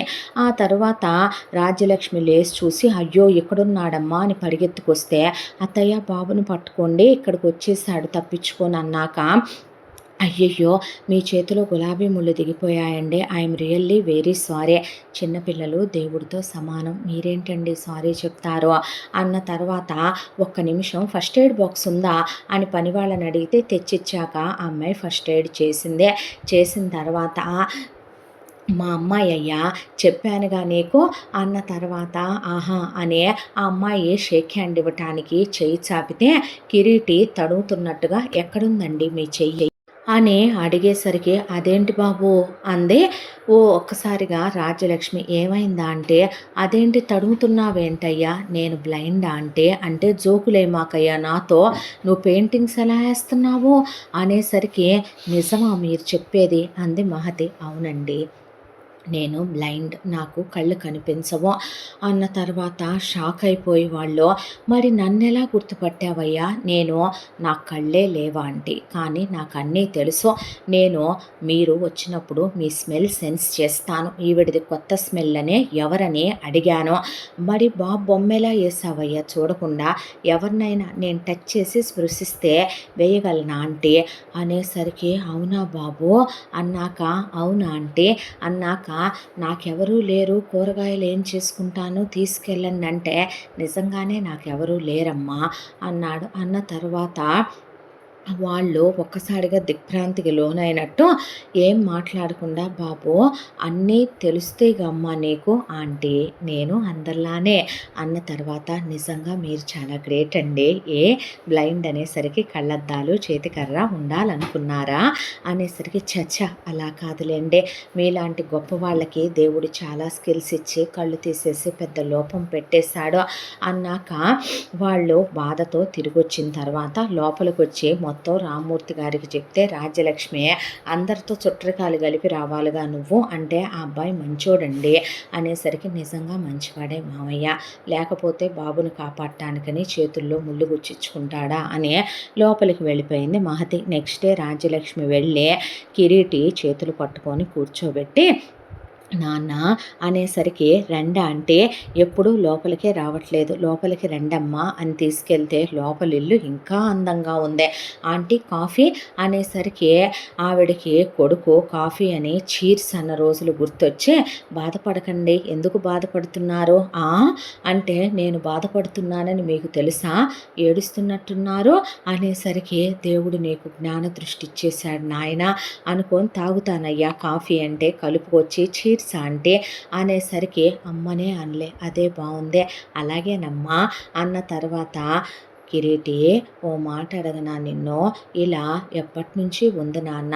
ఎందుకు మామూలుగానే మాట్లాడండి నాతో. అలా నేనేదో ఫీల్ అవుతానని మాట్లాడుతున్నారా? పుట్టినప్పటి నుంచి ఉందా నాయనా? లేదా అమ్మా, నాకు 7 ఇయర్స్ వరకు అందరిలా బాగానే ఉండేవాడినే. నానమ్మ తాతయ్య, అమ్మమ్మ తాతయ్య సెటిల్డ్ ఫ్యామిలీ. అమ్మ నాన్న, మా తాత అమ్మమ్మలకి, నానమ్మ తాతయ్యలకి ఒక్కొక్కళ్ళే పిల్లలు. నాన్న ఇష్టమని ఆర్మీకి వెళ్ళారు.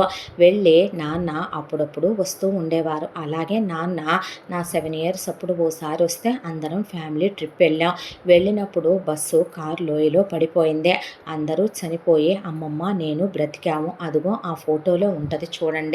మా అమ్మమ్మ భానుమతి. ఆ తర్వాత అంత్యక్రియలు అయిపోయాక చుట్టాలు బంధువులు ఆస్తంతా కాజేద్దామని చాలా అనుకున్నారు. అప్పుడే నా కళ్ళల్లో గాజు పెంకులు దిగిపోయే కంటి చూపు పూర్తిగా పోయింది. ఆ తర్వాత అమ్మమ్మ ఇంకక్కడ ఉండకూడదు అనుకుందే. దాంతోనే ఊళ్ళో మాకు పొలాలవి ఉంటే కౌలుకిచ్చేసి, స్థలాలు లీజుకిచ్చేసి, క్యాష్ పరంగా కూడా మాకు చాలా ఉందే. ఆ తర్వాత అదంతా తీసుకొని మేమిక్కడికి ఎప్పుడో వచ్చేసాము. ఈ స్థలం అంతా అమ్మమ్మే కొని ఈ పళ్ళ మొక్కలు, పూల మొక్కలు అమ్మమ్మకి ఇష్టం ఇలా ఉండటం. దాంతోనే నాకు పెట్స్ అంటే ఇష్టం. ఇలా నేనే కుక్క పిల్లల్ని, బర్డ్స్ని వాటన్నిటిని పెంచుకుంటాను. కళ్ళు లేనంత మాత్రాన నేను ఎక్కడ ఏ విషయంలో తగ్గకూడదు అనే అమ్మమ్మ నా కళ్ళ కోసం చాలా ట్రై చేసింది. నాది రేర్ బ్లడ్ గ్రూప్ కావటంతో దొరకలేదు. ఆ తర్వాత ఈ లైఫ్ కూడా ఇలా ప్రశాంతంగానే ఉందని అమ్మమ్మని నేను వదిలేయమన్నాను. అయినా పాపం ట్రై చేస్తూనే ఉండేదే. నేను ఇలా కళ్ళు కనపడకపోయినప్పటికీ కూడాను ఏ విషయంలో బాధపడకూడదనే అమ్మమ్మ నాకు మ్యూజిక్ దగ్గర నుంచి, డాన్స్ దగ్గర నుంచే నాకు పెయింటింగ్ ఇష్టమని పెయింటింగ్ కూడా నేర్పించిందే. ఎంటెక్ వరకు చదువుకున్నాను, పెద్ద చదువే.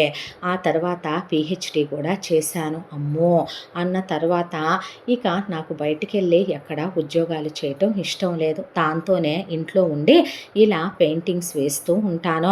ఆ దేవుడి దయనేమో నిజంగా మీరన్నట్టు సెన్స్ చేస్తే ఏదైనా వేసేయగలను. ఇవన్నీ నాకు ఆర్ట్ గ్యాలరీ ఉంది, దాంట్లో పెడుతూ ఉంటాను. ఒక ఇయర్లీ 2 టైమ్స్ బయట ఎగ్జిబిషన్స్ పెడతాను.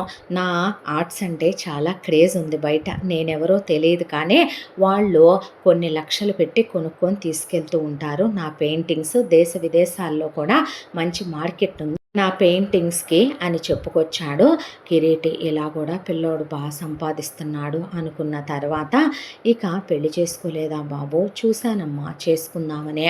వచ్చిన వాళ్ళంతా నిజం చెప్పాలంటే గనక నా వెనుకున్న డబ్బు కోసం వచ్చారని చెప్పను కానీ నాలో లోపం ఉండటం వాళ్ళకి నచ్చింది. కానీ నాకన్నీ తెలియటం వాళ్ళకి నచ్చలేదు. దాంతోనే వాళ్ళు ఎందుకా వీడికన్నీ తెలిసిపోతున్నాయి అన్నట్టు ముఖాలు పెట్టారు. దాంతోనే బాధ అనిపించే అందరినీ దూరం పెట్టేశాను. అన్న తర్వాత మరి మీ విషయం, మీరేమో తనని కూతురన్నారు, తనేమో అత్తయ్య అంటోంది, ఏంటి విషయం అనేసరికి కిరీటిని వాటేసుకొని వెక్కిళ్ళు పెట్టి వచ్చింది రాజ్యలక్ష్మి. ఏమైందమ్మా అన్న తర్వాత జరిగిన విషయం ఇదని చెప్పేసరికి కిరీటే, పాపం కదూ, అలా చేస్తారా అమ్మా? ప్రేమంటే నమ్మకం కదూ, పెళ్ళంటే లైఫ్ టైం కలిసి ఉంటామని మనం చేసే ప్రామిస్ కదో. వాడేం బాగుపడతాడయ్యా? దాని కళ్ళల్లో అలా కన్నీళ్లు తెప్పించి అదెంత నరకం అనుభవిస్తుందో మాకే తెలుసు అన్నాక, రేపటి నుంచి తన్ని నా దగ్గరికి పంపొచ్చుగా అమ్మా, మంచి స్నేహితుడిని అవుతాను తనకే, నాకు ఎవరూ లేరుగా అంటే తప్పకుండా అన్నాక నెక్స్ట్ డే నుండి మహతిని వెళ్ళి కాసేపు అబ్బాయి దగ్గర కూర్చోమ్మా అంటే, దేనికమ్మా అనేసరికి సరే నాతో రా అనే తీసుకొచ్చాను నాన్న అనేసరికి, ఏంటి విశేషం?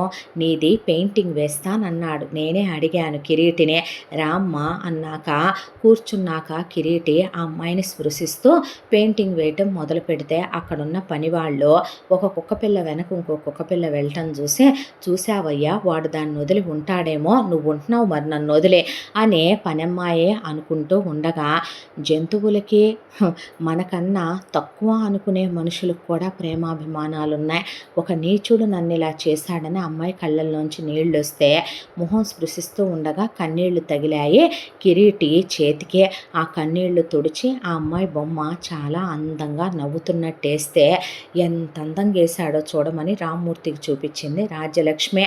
మీ ముఖానికి ఆ నవ్వే అందం, మీరు నవ్వొచ్చు కదా అన్నాక, రావట్లేదులేండి అన్న తర్వాత జరిగిన విషయం నాకు తెలుసు అనే మంచి స్నేహితులు అవ్వచ్చుగా మీరు నాతో అని ఫ్రెండ్స్ అని చేయి జాపాడు. ఆ రోజు నుంచే రోజు కాసేపు వెళ్ళి కిరీటితో మాట్లాడుతూ ఇలా ఒక 6 నెలల కాలం ఓ మంచి స్నేహంతో గడిచిపోయింది. ఆ తరువాత ఒక రోజున ఉన్నట్టుండి బాబు గుడ్లు తేలేసి బ్రీతు అందక హాస్పిటల్కి తీసుకెళ్లారు. డాక్టర్స్ టెస్ట్ చేసి బాబుకి చాలా పెద్ద ప్రాబ్లం ఉందని 2 కోట్ల రూపాయలు ఖర్చు అవుతాయి ఆపరేషన్కి అనేసరికి వీళ్ళు కూర్చుండిపోయారు. రామ్మూర్తి గారి దగ్గర రూపాయి లేవో, ఆ అమ్మాయి ఏం చేయాలో అర్థం కాలేదు. అంతా దాంట్లో రామ్మూర్తి గారి స్నేహితులు పిల్లాడంటే ఇవ్వకుండా ఉండడమ్మా వాడు, వెళ్ళి నువ్వే అడిగి చూడు, నువ్వు అడిగితే ఇవ్వనని అనడని అక్కడికి వాళ్ళు ఆ మాట శ్రీనివాస్కి చెప్పారు. పిల్లాడికి ఇలా ఉంది, చావు బ్రతుకుల్లో ఉన్నాడని అనేసరికి పర్లేదు ఆఫీసులో ట్రై చేస్తానని ఆత్మాభిమానం చంపుకొని వెళ్ళినా వాడిస్తాడనే నమ్మకం నాకు లేదనే దాంతో మహతి ఆఫీస్లో అడిగితే 20 లక్షలంటే వేరే విషయం, కానీ మహతి 2 కోట్లు నేనే కాదు ఎవ్వరూ ఇవ్వరు అనేసరికి రోడ్డు మీదకి వచ్చి మహతి అలా మోకాళ్ళ మీద కూర్చుండిపోయి ఆ రోజు నేను అబార్షన్ చేయించుకున్న పోయేది ఇంకో అమ్మా నాన్నలకి పుట్టేవాడు, వాడి లైఫ్ నాకు పుట్టే ఇలా అయిపోయింది. ఇప్పుడు వాడిని 2 సంవత్సరాలు పెంచుకున్న బిడ్డ చచ్చిపోతే వాడు చావును చూసి నేను తట్టుకోగలనా అని అలా పొగిలి పొగిలి ఏడుస్తూ ఉండగా పరిగెత్తుకుంటూ ఆ అమ్మాయి అలా నిలబడి ఎదురొచ్చే లారీని చూసుకోపోతే చేయి పట్టుకొని లాగేశాడు కిరీటే. లాగేసరికి ఏంటిక్కడ నువ్వు అన్నాక, నువ్వేంటిక్కడ, ఇదే నా గ్యాలరీ, నేను ఇక్కడికి వచ్చి వెళుతున్నాను, నేను స్మెల్ చేశాను నిన్ను, ఏం చేస్తున్నావు ఇక్కడ నువ్వు అన్నాక ఏమీ లేదందే. సరే ఏమీ లేకపోతే లేకపోయింది, ముందు నువ్వు రా అని వర్షం జోరున పడుతుంటే ఆ అమ్మాయిని కారెక్కిచ్చే మేడమేనని సార్ అడిగారమ్మా మిమ్మల్ని, మీరేనని చెప్పాననేసరికి ఇంటికి పోనీ అని ఇంటికి తీసుకెళ్ళాక కాఫీ ఇచ్చి తల తుడిచి కూర్చోబెట్టి మాతి ఏమైందని అడిగాడు కిరీటి. ఏమీ లేదు కిరీటే అంటే, మోకాళ్ళ మీద కూర్చొని నాకు చెప్పపోతే నా మీద ఒట్టే అంటే బాబుకి ఈ ప్రాబ్లం వచ్చింది, అందరూ వెళ్ళి వాడిని అడగమంటున్నారు, సెల్ఫ్ రెస్పెక్ట్ చంపుకొని వాడిని అడిగితే వాడిస్తాడా, వాడికి ఇవన్నీ తెలియదు అనుకుంటున్నావా, తెలిసే వాడు మా మొహం చుట్టానికి కూడా రాలేదన్నాక కాసేపు ఏడ్చే ఉంటే ఉంటాం పోతే పోతాం ఆఖరి క్షణం వరకు ట్రై చేస్తానని మహతి ఇంటికి వెళ్ళిందే. కిరీటి ఆలోచించాడు. ఒకటి ఆ అమ్మాయి మీద గౌరవం, అభిమానం, వాళ్ళు పక్కింట్లోనే ఉన్న చాలా మంచి ఫ్యామిలీ, చాలా నిజాయితీ గల మనుషులు, పైగా బాబుతో తనకు ఏర్పడ్డ ఎఫెక్షను, వాడు చంటాడప్పటి నుంచి తన గుండెల మీద ఆడుకుంటూ ఉండటం, ఏదో తెలియని ఒక ప్రేమ బంధం బాబుతో, పసివాడి ప్రాణంతో. ఇప్పుడు ఆటలాడే సమయం కాదు, దగ్గరున్న డబ్బు అలా పడి ఏడుస్తోంది. తనేమీ డబ్బులు లేనివాడు కాదు, 1 ఎకరం అమ్మితేనే తనకి 5 కోట్ల రూపాయలు వస్తాయి, ఒక ల్యాండ్ అమ్మితేనే తనకి 10 నుంచి 20 కోట్లు వచ్చే ల్యాండ్లు ఎన్నో పడున్నాయి అక్కడ. పిల్లాడి ప్రాణం కన్నా ఎక్కువ అని 2 కోట్ల రూపాయలు చెక్కు రాసుకొని నెక్స్ట్ డే వెళ్ళి వాళ్ళ తలుపు కొడితే రామ్మూర్తి గారు రా బాబు అనే లోపల కూర్చోబెట్టాక బాబు కోసం ఇవే అనేసరికి మహతి అలా చూస్తూ వద్దని కూడా అనే పరిస్థితుల్లో లేను అన్నాక, నువ్వెవరిని సెల్ఫ్ రెస్పెక్ట్ చంపుకొని అడగాల్సిన అవసరం లేదో తీసుకో అన్న తర్వాత, బాబు ప్రాణం కన్నా ఇప్పుడు నాకేదే ఇంపార్టెంట్ అనిపించట్లేదు కిరీటి, ఇంకేం మాట్లాడుకో, వెళ్ళి ఆపరేషన్ చేయించన్నాక పిల్లాడికి ఆపరేషన్ చేయించి సేఫ్గా ఇంటికి తిరిగొచ్చారు. ఆ తర్వాత కిరీటిని రమ్మనమని భోజనానికి పిలిచారు రాజ్యలక్ష్మి, రామ్మూర్తి. ఫోన్ చేసిన తర్వాత కిరీటి మిమ్మల్ని ఒకటి అడగాలనుకుంటున్నాను అంటే, ఏంటి బాబు అంటే, మహతిని నాకు ఇచ్చి పెళ్లి చేస్తారా అని అడిగేసరికి, మహతి ఏం మాట్లాడుతున్నావు కిరీటి, అవునరా నాకు కళ్ళు కనిపించవు, నా లోపాన్నే నేను ఏదో ఒక రోజుకి కళ్ళు దొరికితే ఆపరేషన్ చేయించుకున్నాక నా కళ్ళు నాకు తిరిగి రావచ్చు, కానీ నీ అంత ప్రేమించే అమ్మాయి, అర్థం చేసుకునే అమ్మాయినే ఒకళ్ళు కాదనుకున్నారేమో కానీ నీలాంటి దేవతని నేను పోగొట్టుకోలేను, కాదు అనుకోలేనురా, నాకు నువ్వు కావాలి, నీ ప్రేమ కావాలి, బాబు కావాలి, మీ ఇద్దరు నాకు అమ్మా నాన్నలుగా కావాలి, తను నాకు ఇచ్చి పెళ్లి చేస్తారా అన్నాక పట్టుకొని ఏడ్చేశారు వాళ్ళు. మహతి కిరీటి చేతిలో చెయ్యేసే, "నువ్వు నాకు చేసిన దానికి నీ కాళ్ళే పట్టుకోవాలని, కాళ్ళు పట్టుకోబోతే నేనేదో చేశానని కాదు, మనందరం కలిసి బ్రతకాలనుకుంటున్నాను" అనేసరికి ఆ అమ్మాయి చేతిలో చెయ్యేసి చేయి పట్టుకుందే. త్వరలోనే పెళ్లి చేసుకుందామని అనుకుంటూ ఉండగా వీళ్ళిల్లు ఖాళీ చేయించి తన ఇంట్లోకి తీసుకెళ్ళిపోయాడు కిరీటి. వీళ్ళని మహతి జాబ్ మానేసిందే. ఆ తర్వాత రాజ్యలక్ష్మి, రామ్మూర్తి అమ్మా నాన్న అనమనమని ఆ అబ్బాయితో పిలిపించుకోవటం మొదలుపెట్టారు. ఇలా వీళ్ళంతా హ్యాపీగా ఉన్నారని ఇన్ఫర్మేషన్ అంతా తీసుకొని అన్నీ తెలుసుకొని ఒక రోజున వచ్చి వీళ్ళ తలుపు కొట్టాడు సీను. ఏంటా అని తలుపు తీస్తే వచ్చి రాజలక్ష్మి, రామ్మూర్తి కాళ్ళు పట్టుకొని అక్కడే ఉన్న కిరీటి వైపు చూస్తూ మహతి కాళ్ళ మీద పడి బాబుని ముద్దులు పెట్టేసుకొని బాబు ఏడుస్తుంటే అలా కిరీటి వైపు చూస్తూ, "ఎందుకొచ్చావు నువ్వు" అని అడిగితే, "మీ నుంచి దూరం అయ్యాక తను ప్రెగ్నెంట్ అయిందే, అప్పుడు నా కోడలు ప్రెగ్నెంటే కదరా" అన్నాక, "ఆ తర్వాత డెలివరీ అయింది, పాప పుట్టిందే, ఇదిగో ఇదే ఆ పాప. ఆ తర్వాత ఒక 1 ఇయర్ బాగున్నాక తనకి హెల్త్ బాగాలేదు. తర్వాత ఊర్వశి బ్లడ్ వామిటింగ్ చేసుకొని పడిపోతే డాక్టర్ దగ్గరికి తీసుకెళ్తే తనకి చాలా పెద్ద హెల్త్ ప్రాబ్లం వచ్చిందని చెప్తే కోట్లల్లో డబ్బు ఖర్చు పెట్టినా తను బ్రతకలేదు. చనిపోతూ మీకు ద్రోహం చేయటం వల్లే తనకిలా జరిగిందని, పాపని మహతి అయితే తల్లిలా చూసుద్దని, నాకు మహతి కావాలి, మహతినే తిరిగి తీసుకొచ్చుకోమని చెప్పింది ఊర్వశి. అందుకే నేను తప్పు చేశానని మీకు క్షమాపణ చెప్పి తీసుకెళ్దామని వచ్చాననేసరికి రామ్మూర్తి గారు కుక్కని కొట్టినట్టు కొట్టాడు సీన్నే. "ఒరే, ఆ బజారుది బతికుంటే ఈరోజు నువ్వు ఇక్కడికి రావు కదూ. నీకో విషయం తెలుసారా? నీకు అన్నీ తెలుసని మాకు తెలుసు. నాకు హార్ట్ అటాక్ వచ్చింది, స్టెంట్ వేశారు, నా హెల్త్ పాడైంది, పిల్లాడు పుట్టాడు, కోడలు కడుపుతో ఉందే, అమ్మాయి ఉద్యోగానికి వెళుతుందే, పిల్లాడికి హెల్త్ ఇష్యూ వచ్చిందే, ఏ దానిలోనూ నువ్వు లేవో తెలిసి కూడా మౌనంగా ఊరుకున్నావు. ఈరోజు అది చచ్చిందనే పాటికి నీకు మహతి కావాలే. ఒక్క నిమిషం ఆగండి మావయ్య, ఎందుకు కావాలి నీకు నేను? నువ్వు అక్రమ సంబంధాలు పెట్టుకొని ఒక బజారు దాంతో, నీతిమాలిన దాంతో నువ్వు కన్న దీనికి ఆయాగా ఉండటానిక? నాకేం కర్మ పట్టింది? నేనెందుకు రావాలరా? ప్రేమని నువ్వు చేసిన ద్రోహానిక, మోసానిక, నువ్వు పొడిచిన వెన్నుపోటుక? నీలాంటి నీతి జాతి లేని వెధవల దగ్గరికి మళ్ళీ వస్తే నన్ను మా అమ్మ నీతిగా కన్నదనే అనుకుంటుందా ప్రపంచం?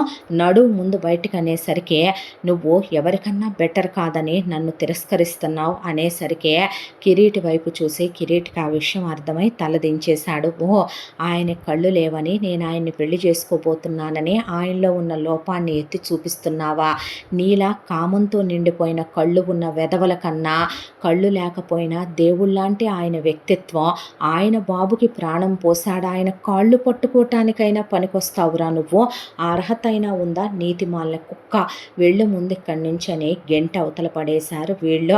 ఆ తర్వాత కిరీటికి మహతికి పెళ్ళైపోయింది. నిజంగా కిరీటి అసలు ఆ లోపం ఉందని కూడా తెలియదు.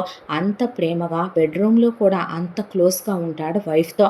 బాబుతో కూడా నాన్న అని తనే పిలిపించుకోవటం మొదలుపెట్టి ఫాదర్ కాలమ్స్ అన్నిట్లో బర్త్ సర్టిఫికెట్తో సహా కిరీటి పేరే వేయించేసుకొని ఇంటి పేరు కూడా కిరీటిదే పెట్టించారు. ఆ తర్వాత మహతి చాలా గట్టిగా ట్రై చేసి 2 సంవత్సరాలకే ఒక అబ్బాయికి బ్రెయిన్ డెడ్ అయ్యి వాళ్ళు 2 కళ్ళు ఇస్తామంటే ఇచ్చినందుకు వాళ్ళకు 25 లక్షలు చేతిలో పెట్టి కిరీటికి ఆపరేషన్ చేయించాక కళ్ళు తెరవగానే మహతి వైపు, బాబు వైపు, అమ్మ నాన్న అని రాజ్యలక్ష్మి, రామ్మూర్తి వైపు చూశాక పూర్తిగా నయమైపోయింది కిరీటికి. ఆ తర్వాత సంతోషంగా మహతి మళ్ళీ ప్రెగ్నెంట్ అయింది. ఈసారి బాబే పుట్టాడు. పెద్ద బాబు లలిత్ కాబట్టి చిన్న బాబుకి లిఖిత్ అని పేరు పెట్టాడు కిరీటే.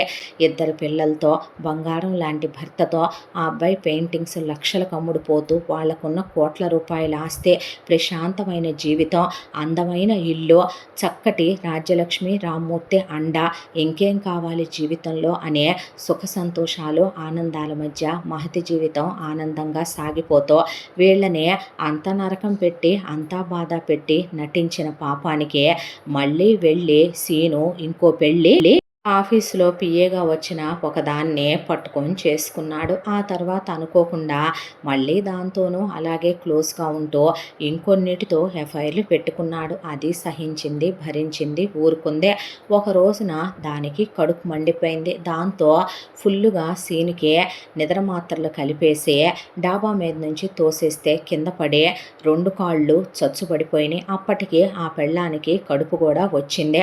తీసుకెళ్ళి అలా ఒక గదిలో పడేసి ఒక మనిషిని చూడటానికి పెట్టి బిజినెస్ అంతా అదే చూసుకుంటూ సీను ఊర్వశికి కన్న కూతుర్ని తీసుకెళ్ళి హాస్టల్లో పారేసి ఈసారి పెళ్ళానికి కమల పిల్లలు పుడితే మొత్తం ఆస్తి టేక్ ఓవర్ చేసుకొని కోరికలు అణుచుకోలేక సీను కళ్ళ ముందే అదే గదిలోనే సీనుకి నోరు కాళ్ళు చేతులు అన్నీ చచ్చుబడిపోయాయి కాబట్టి అదే బెడ్ మీద ఆఫీసులో ఇంకొకటితో పిఏగా ఉన్నవాడితో ఎఫ్ఐఆర్ పెట్టుకుని వాడిని పిలిపించుకుంటూ సీను కళ్ళెదురుగానే వాత్సాయన కామసూత్రాలన్నీ ఫాలో అవుతూ సుఖపడుతుంటే నరాలు నలిగిపోయి ఆ రోజున మహతి గుండె ఎంత నలిగిపోయిందో రాజ్యలక్ష్మి రామ్మూర్తి గుండెలు తనెంత బద్దలు కొట్టాడో గుర్తొచ్చే చివరికి తన ఊర్వశితో కన్న కూతుర్ని కంటికి కూడా కనపడినివ్వలేదు. ఇప్పుడు వచ్చిన ఇంకో పెళ్ళాం గాలికో ధూళికో ఆ పిల్ల అలా పెరిగేస్తూ తను ఏ వ్యాపారం చూసుకొని అమ్మా నాన్నలకి నిలవనీడ లేకుండా ఇంట్లోంచి గెంటేశాడో తనకి ట్రీట్మెంట్ కూడా ఛాన్స్కుండా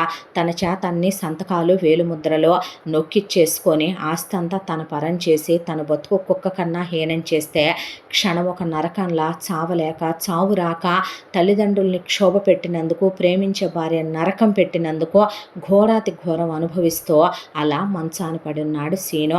మహతి మాత్రం సంతోషాల మధ్య జీవితం సాగిపోతూ దేవుడికి ప్రతి క్షణం కృతజ్ఞతలు తెలుపుతూ జీవితం చాలా ఆనందంగా మళ్ళీ వాళ్ళ కుటుంబం ఒక అందమైన కుటుంబంగా రూపుదిద్దుకుంది. ఇంతటితో ఈ కథ పూర్తి. మళ్ళీ మరొక మంచి కథతో కలుసుకుందాం. తప్పకుండా మన ఛానల్ని లైక్ చేయండి, షేర్ చేయండి, సబ్స్క్రైబ్ చేయండి, బెల్ ఐకాన్ క్లిక్ చేసి ఆల్ అనే బటన్ని ప్రెస్ చేయడం మర్చిపోకండి. ఎంత మంచి కథను మనకు అందించిన కథా రచయిత్రి సాయి లలిత గారు. మరో మంచి కథతో కలుసుకుందాం. Thank you so much.